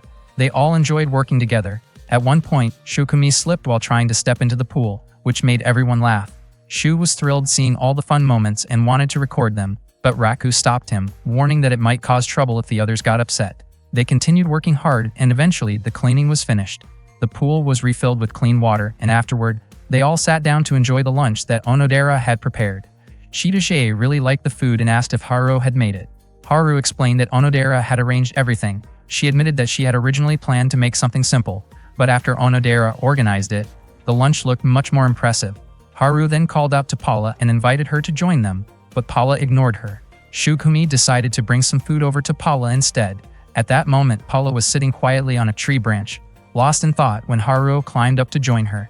Paula seemed confused about why Haru had followed her and even brought food, but she still refused to accept it. Haru ended up eating the food herself, commenting that it tasted really good, which made Paula wonder why Haru was going so far just to talk to her. Haru then asked why Paula kept watching Shukumi and what kind of relationship they had. Paula responded that it was none of Haru's business. Haru explained that Onodera was her older sister. She described her as a bit clumsy at times, but also dependable, and said that she cared deeply about her. Onodera meant a lot to her, and she guessed that Paula might feel the same way about Shukumi. Paula once again insisted that it was none of Haru's concern. She could not understand why Haru was being so persistent in trying to talk to her. Haru then asked her not to push her away like that. When she noticed the others starting to swim in the pool, Haru invited Paula to join them. Paula did not respond and simply jumped down from the tree. Haru watched in surprise and commented that it looked really cool. At that moment, Raku felt confused when he saw Paula just watching everyone from a distance. Paula observed them through her binoculars, commenting that Chitoye and Onodera looked inexperienced when handling the water guns. Without warning, Raku splashed Paula with a bucket of water. Paula got annoyed and demanded to know what he was doing. Raku casually replied that it looked like she actually wanted to join the others. Paula firmly denied it, insisting she had no intention of playing with them, but Raku pointed out that her expression clearly said otherwise. He also guessed that she was curious about that kind of social atmosphere. Paula admitted that she did not really understand what it meant to be part of a group. She had never played with that many people before, so she did not know how to act in that kind of situation. Raku lightly pinched her cheek and called her silly for not even trying. He wondered aloud if she was not curious about what caused such a big change in Shukumi. Then, he encouraged her to join the others, saying they were probably already waiting for her. As soon as Paula stood near the group, Haru immediately invited her to swim. Paula looked a bit shy. She glanced at Raku and said that she came to the pool on her own, not because he told her to, but just to relax. Before she could say more, Haru playfully pushed her into the pool and Paula struggled to stay afloat. She quickly made her way back to the edge. Haru was surprised to find out that Paula could not swim. Paula scolded Haru for pushing her in, and the two ended up arguing loudly while Kyoko, their teacher, simply watched them from a distance. The next day, Rory informed Raku that Onodera had come down with a fever. She wanted to visit Onodera, but since she had something to take care of, she asked Raku to go in her place.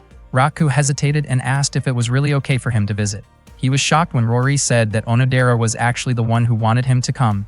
In the end, Raku decided to go to Onodera's house. On the way, Raku wondered if it was appropriate for a guy to visit a girl alone. That day, Onodera's family shop was closed for a few days. Raku entered through the back door, and after ringing the bell, he heard Onodera's voice. When Onodera opened the door and saw Raku, she looked surprised and immediately shut the door again, leaving Raku confused. Inside, Onodera panicked and tried to hold the door shut, but Raku kept knocking, asking her to open it. When she finally opened the door, Onodera asked why he had come.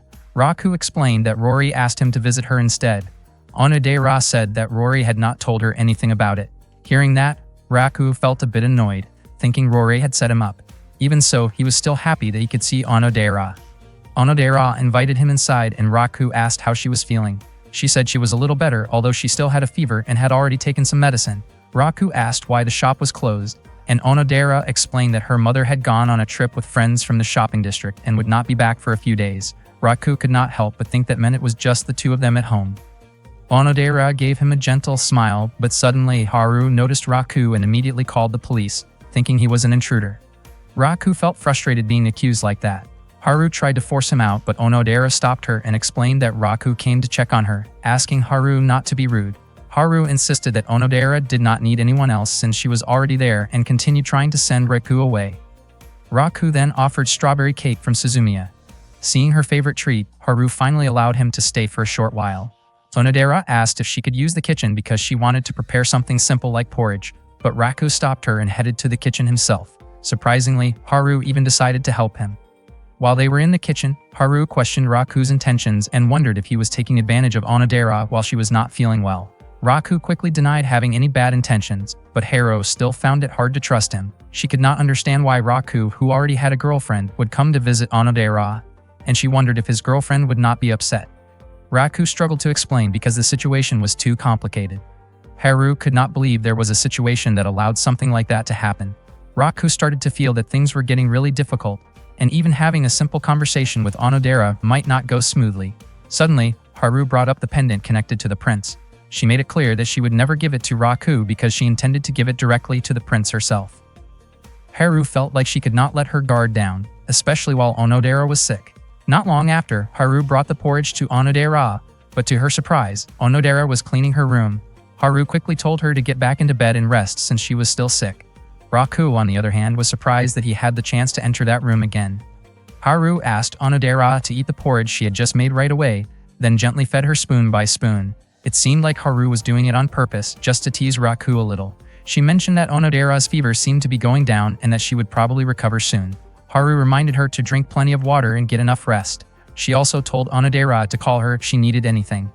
After that, Haru urged Raku to leave Onodera's room with her. Onodera felt a bit confused, since her body still felt quite warm. Haru insisted that Raku did not need to help anymore and told him to just go home. Suddenly, Raku reached out and touched Haru's neck, which startled her and made her shout in surprise, accusing him of acting inappropriately. Raku quickly explained that Haru might have caught Onodera's fever. Haru denied it at first, claiming she felt completely fine, but when her temperature was checked, it turned out she was actually running a fairly high fever. Raku told Haru that she should get some rest immediately, but she refused because she was worried about Onodera. He explained that he did not have anything else to do and that he could take care of Onodera for her. Even so, Haru still hesitated to let him handle it. Raku then spoke firmly, saying that Onodera would definitely feel guilty if Haru ended up collapsing from exhaustion.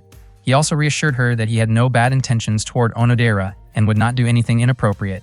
Hearing that, Haru finally gave in, though reluctantly. Raku could not help but think that Haru was a lot like Onodera, always pushing herself too hard for the sake of others. Later, Raku brought some porridge to Haru's room since she had not eaten anything at all. Haru refused at first, saying she was not hungry, but her stomach growled loudly enough for Raku to hear. He gently fed her, and even though she accepted it reluctantly, she was surprised to find that it actually tasted really good. Still, she insisted that it was not that great, even as she kept eating it eagerly. Before leaving, Raku gave her an isotonic drink and reminded her to get plenty of rest. Haru wondered why Raku was acting so kind, especially since she still doubted his situation and intentions. Her body felt increasingly warm from the tension and exhaustion, and before long, she fell asleep. When she woke up again, she felt a cool sensation on her forehead that made her feel more comfortable. Someone had been placing a compress on her head. She was confused about when she had fallen asleep, and she was surprised to see Raku right there beside her. She had not expected him to go that far for her. Haru began to question why someone like Raku would do something like that. She then remembered what Onodera once said about him being a genuinely kind person. Not long after, Raku woke up as well and looked surprised to see that Haru was already awake. He did not realize that he had fallen asleep in her room. He quickly reassured Haru that nothing inappropriate had happened while she was asleep, which made her blush in embarrassment. Raku asked how her fever was doing, and Haru admitted that it had gone down significantly thanks to him. He then headed toward Onodera's room to change her towel, but accidentally spilled some water from the basin along the way. Startled, he said he would clean it up right away. Haru could not help but laugh at how clumsy he was, realizing that he was even more unusual than she had first thought. Raku then pointed out that he had never seen her smile before, not even since the first time they met in the hallway. Hearing that made Haru blush again. Then, Haru suddenly took out Raku's pendant. She said that a lot had happened between them, which made Raku wonder if she was going to return it. Haru clarified that she only wanted him to keep it safe for now, and that he should give it back once she finally met her prince. She decided to appoint Raku as her personal guardian of the pendant, and in return, he had to help her find that prince. At that moment, Haru realized that Raku was actually quite different from what she had originally imagined. After school, Raku and his friends were hanging out and chatting together. They felt really grateful to be in the same class again. Rory mentioned that on the day the class assignments were announced, Onodera looked incredibly happy. Hearing that made Onodera feel embarrassed. Rory added that it was actually a good thing since their seating arrangement ended up being the same as when they were first years. Shu confidently said that Rory probably could not bear to be apart from him. Rory got annoyed and told him to be quiet. Seishiro commented that things might be more peaceful if Shu had been placed in a different class. Shu responded by saying that Seishiro could be pretty heartless toward him. Meanwhile, Marika said she would have preferred Chidoye to be in a different class instead. Shu then remarked that he had not expected their class to be filled with so many attractive girls, which made him feel very pleased. Suddenly, a strong gust of wind blew through the classroom, scattering papers off the desks. Since Raku and Rory were on cleaning duty that day, they gathered the papers and headed to the teacher's office. While walking down the hallway, Rory told Raku that he should do something about Shu because his presence felt like too much to handle. Raku replied that Shu had always been like that. Rory then commented that whoever Shu liked must have it pretty rough. She asked Raku if he knew who the girl Shu liked was. The next day, Raku asked Shu about the girl he liked. Shu told him to guess. Raku wondered if it might be the girl who gave him Valentine's chocolate. Shu admitted that was part of it, saying that he liked both of the girls who gave him chocolate. One of them was Tanaka from Class D. Shu described Tanaka as kind and well-informed. Raku felt that Shu's answer was still unclear. Shu insisted that he was being serious, but said his love and admiration for women went beyond what most people would consider normal. Raku thought that kind of statement would only make people criticize him more. He then asked why Shu would not just be honest with him. Shu explained that he had his own way of dealing with his feelings. He described the person he liked as someone far out of his reach, like a flower he could never touch. After saying that he had already given enough hints, Shu walked away, telling Raku to keep trying his best as well. Not long after, Shu ran into Seishiro and tried to approach her playfully, but she immediately knocked him away, sending him stumbling back. Seishiro then walked over to Raku and asked why Shu always acted so irritating. Raku looked at Seishiro thoughtfully, which made her feel a little uneasy. He kept thinking about Shu's hint about an unreachable flower. Raku then asked if anyone had ever told her that she resembled a flower. Seishiro was surprised and confused by the question. Raku continued by asking how she would feel if someone liked her.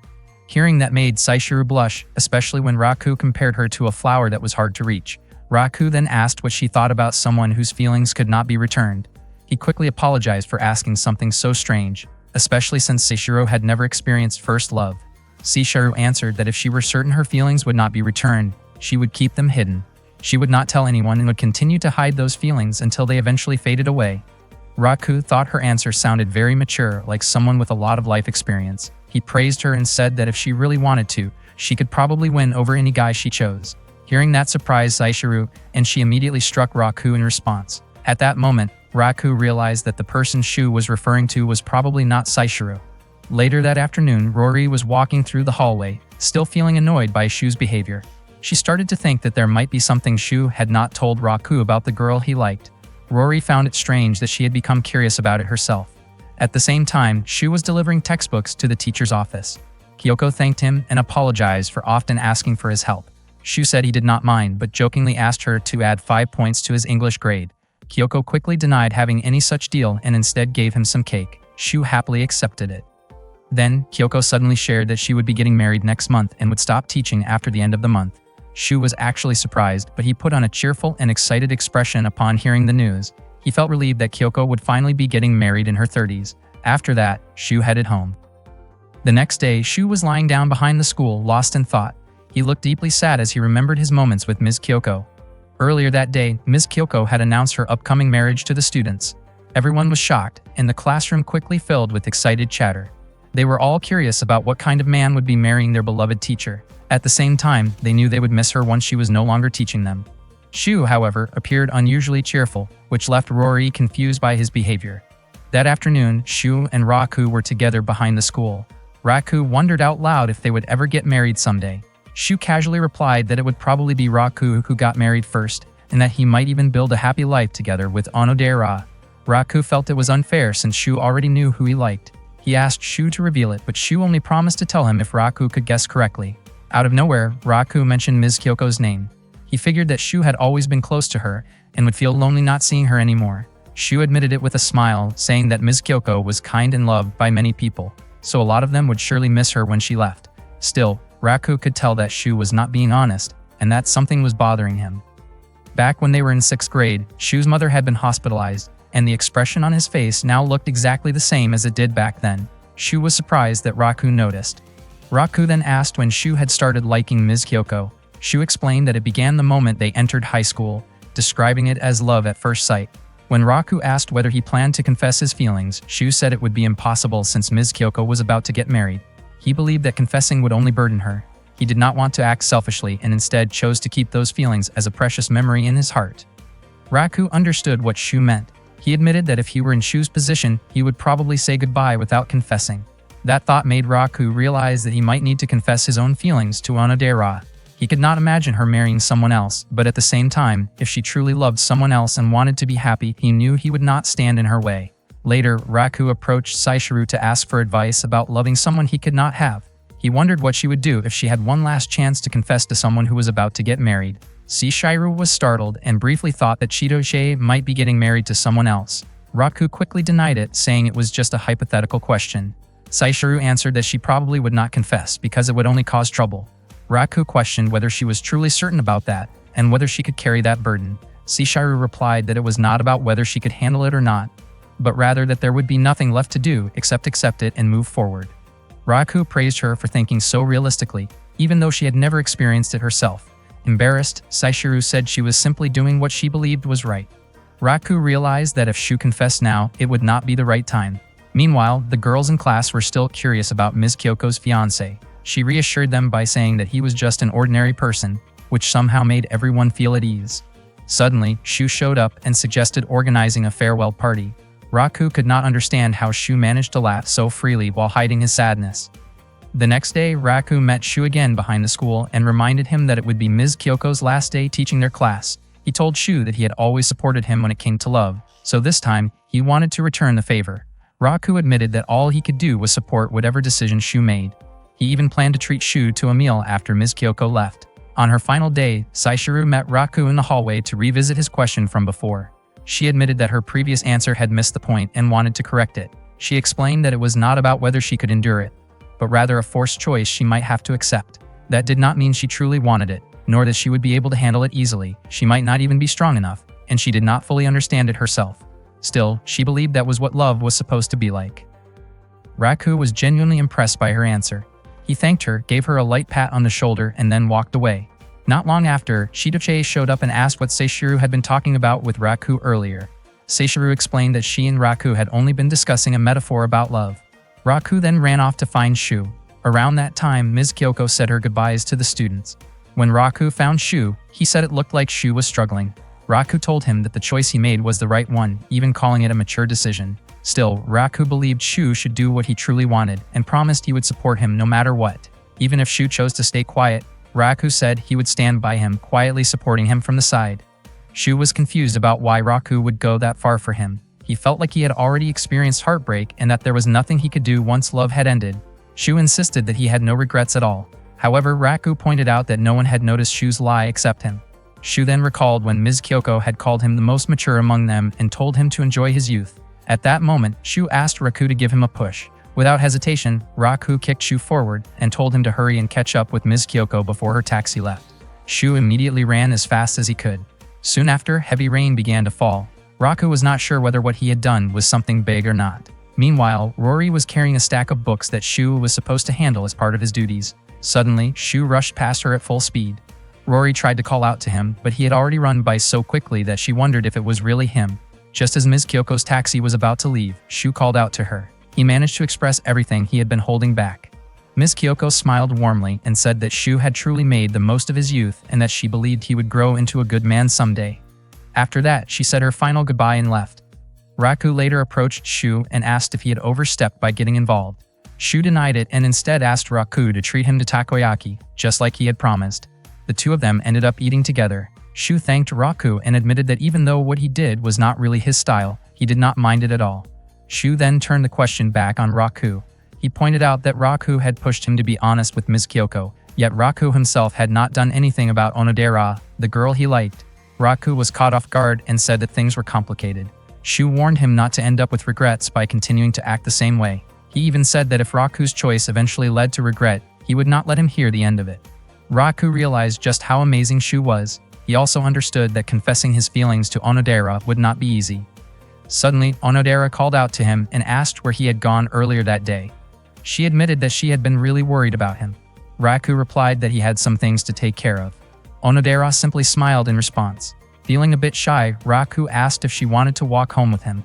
Onodera's face turned red as she wondered why he was suddenly asking. Raku said he just wanted to go home together with her. Onodera smiled and accepted his invitation. At that moment, Raku felt certain that someday he would be able to tell Onodera how he truly felt. One day, Onodera tried some sweets made by her mom and Haru, and they tasted amazing, very much like something you would expect in the fall. Nanako asked what she thought about their homemade treats. Onodera said they probably could have been a bit sweeter. She also felt like it was a little too early to be making fall-themed sweets since summer had just started. Nanako replied that if they did not make them now, they might miss the chance later. Haru found it strange that Onodera was not good at cooking, even though she had the best taste among them. Onodera herself did not really understand why.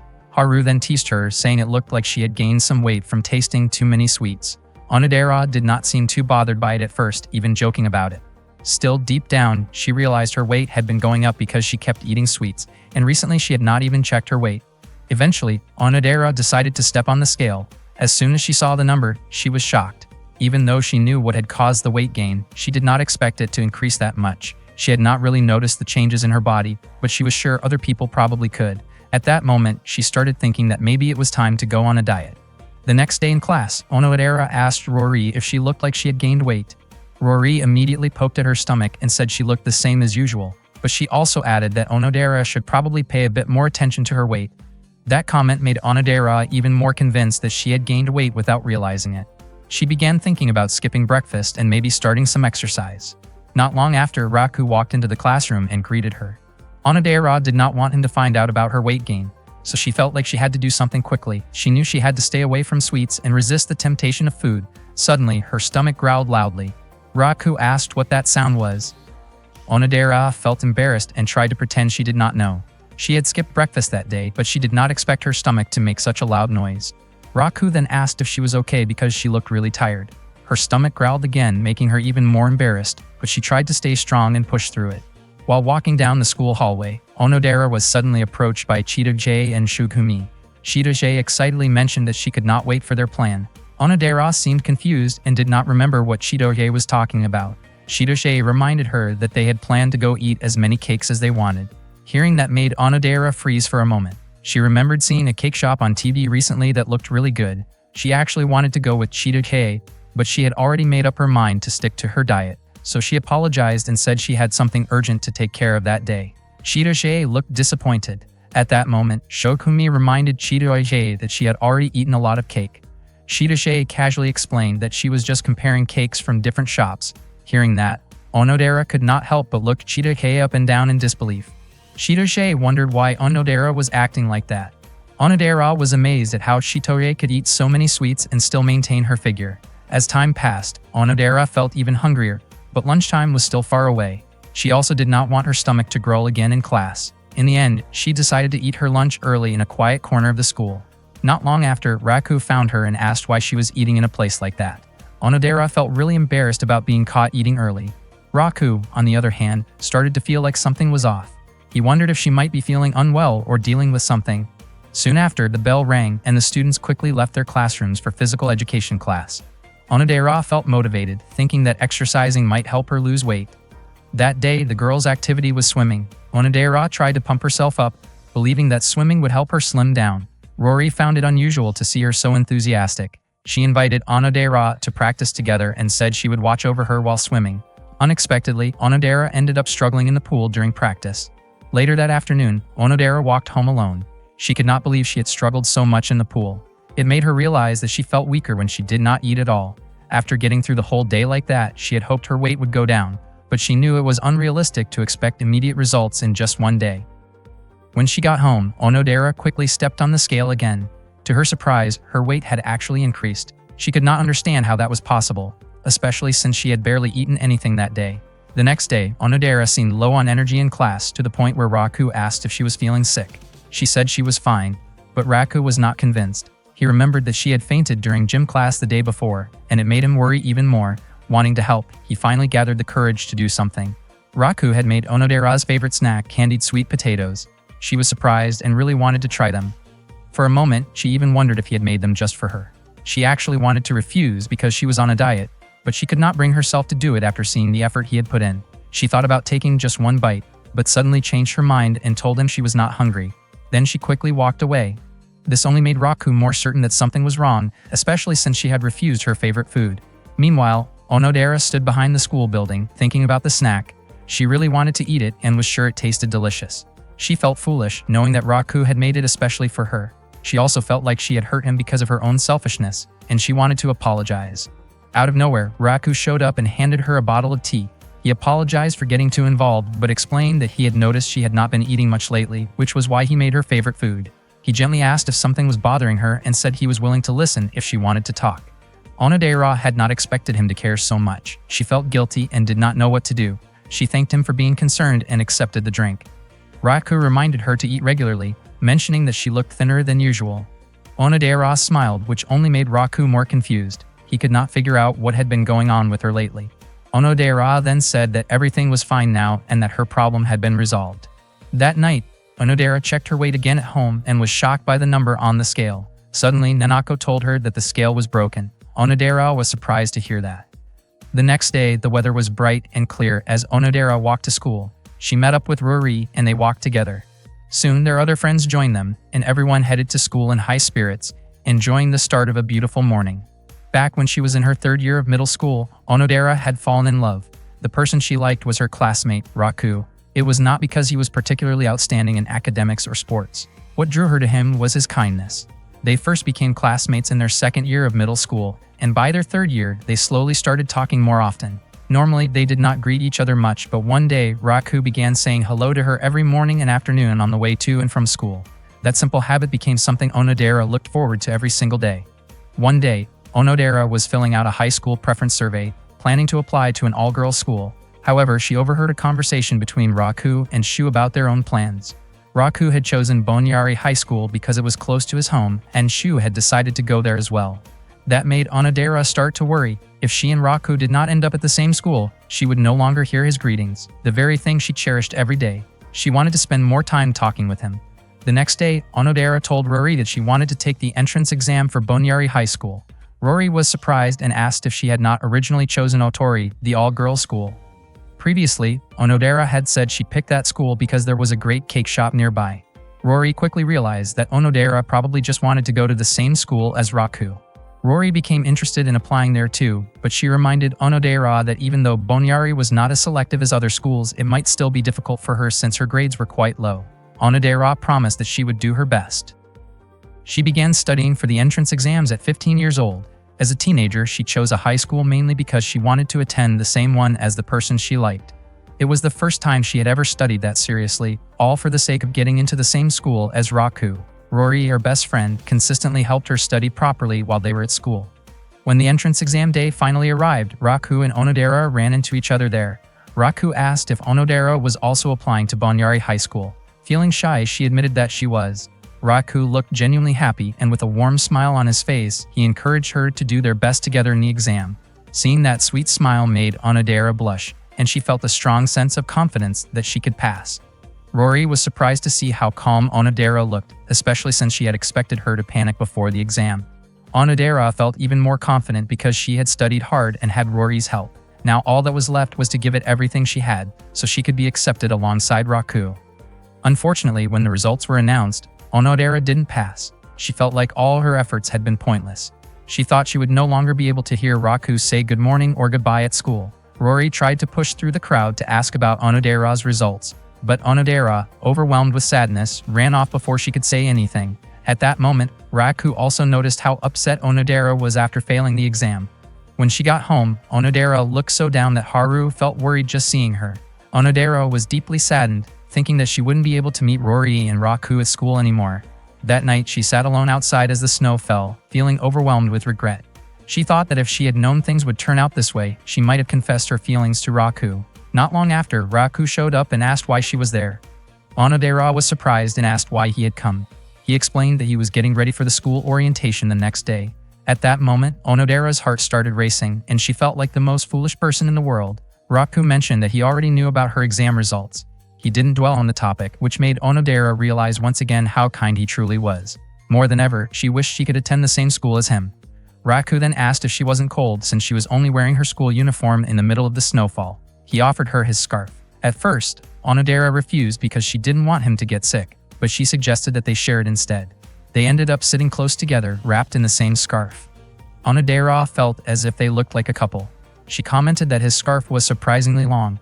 Raku mentioned that someone at his house had recently become very good at knitting. Onodera thought that this might be the perfect moment to express her feelings to him, but she couldn't bring herself to do it. Just as Raku was about to say something serious, Onodera's phone suddenly rang, startling them both. It turned out to be her mother, who had exciting news. Onodera had been accepted from the waiting list at Bonyari High School, and the letter had just arrived. Hearing the good news, Raku was overjoyed. He even reacted with so much excitement that it was hard to tell whether he was happier for Onodera or for himself. Still, Onodera recognized that this was simply who Raku was, someone genuinely kind and caring. Raku was thrilled that starting the next day, he and Onodera could finally go to school together. Before heading home, he said goodbye, and Onodera responded with a bright, happy smile. From that day on, Onodera and Raku started talking more and grew closer. By the time they reached their second year of high school, Onodera's feelings still hadn't been fulfilled. Even so, her days remained filled with happiness, thanks to Raku, who continued to brighten her everyday life at school. One morning, Chitoge rushed out of her house on her way to school. She ran as fast as she could, not realizing that the ribbon in her hair had come loose and been carried away by the wind. That same morning, Raku was also close to being late because he overslept. He felt relieved when he made it into the school hallway just as the bell rang. As soon as he entered the classroom, Raku was surprised to see that Chitoge had already arrived before him. Onodera noticed that Chitoge looked unusually down and was shocked by her gloomy expression. Chitoge explained that she had lost her ribbon on the way to school and only realized it after she got to class. Shukumi was certain that the ribbon must have fallen off while Chitoge was rushing earlier. Chitoge wanted to go look for it right away, but Raku stopped her since class was about to begin. He told her to stay calm and promised that he would help her find it. The ribbon was very special to Chitoge because it was a gift from her mother, and Raku was determined to find it. Shukumi reassured her that she did not need to worry because she would help search for it too, along with their other friends. Chitoge thanked them all. Onodera helped tie Chitoge's hair temporarily, while Rory Miyamoto had already prepared tools to style her hair. She seemed excited to fix Chitoge's hairstyle, and believed she would still look beautiful even without the ribbon. Meanwhile, Marika commented that it was unlikely anyone would bother returning something like a ribbon and even suggested it might have ended up in the trash. Shokumi immediately scolded her for speaking carelessly. Hearing that, tears began to fall from Shidoge's eyes. Marika was surprised by her reaction and quickly asked her to stop crying, even promising to help search for the ribbon as well. Raku began to worry about whether Shidoge was really okay. After school, Raku and the others started searching for Chitoge's red ribbon. They looked along the road she had taken that morning, checked trash bins, asked people nearby, and searched through the grass along the roadside. Marika tried to comfort Chitoge, who was still feeling down. As the sky grew dark, they still had not found it. The next day, Raku and his friends talked about the ribbon again. Shokumi pointed out that an item like that was unlikely to be turned in to the police. Seeing how gloomy Shitorei still looked, Shokumi asked if she was doing alright. Raku hoped she would return to her usual cheerful self. Instead, Shidoge stayed quiet and unmotivated.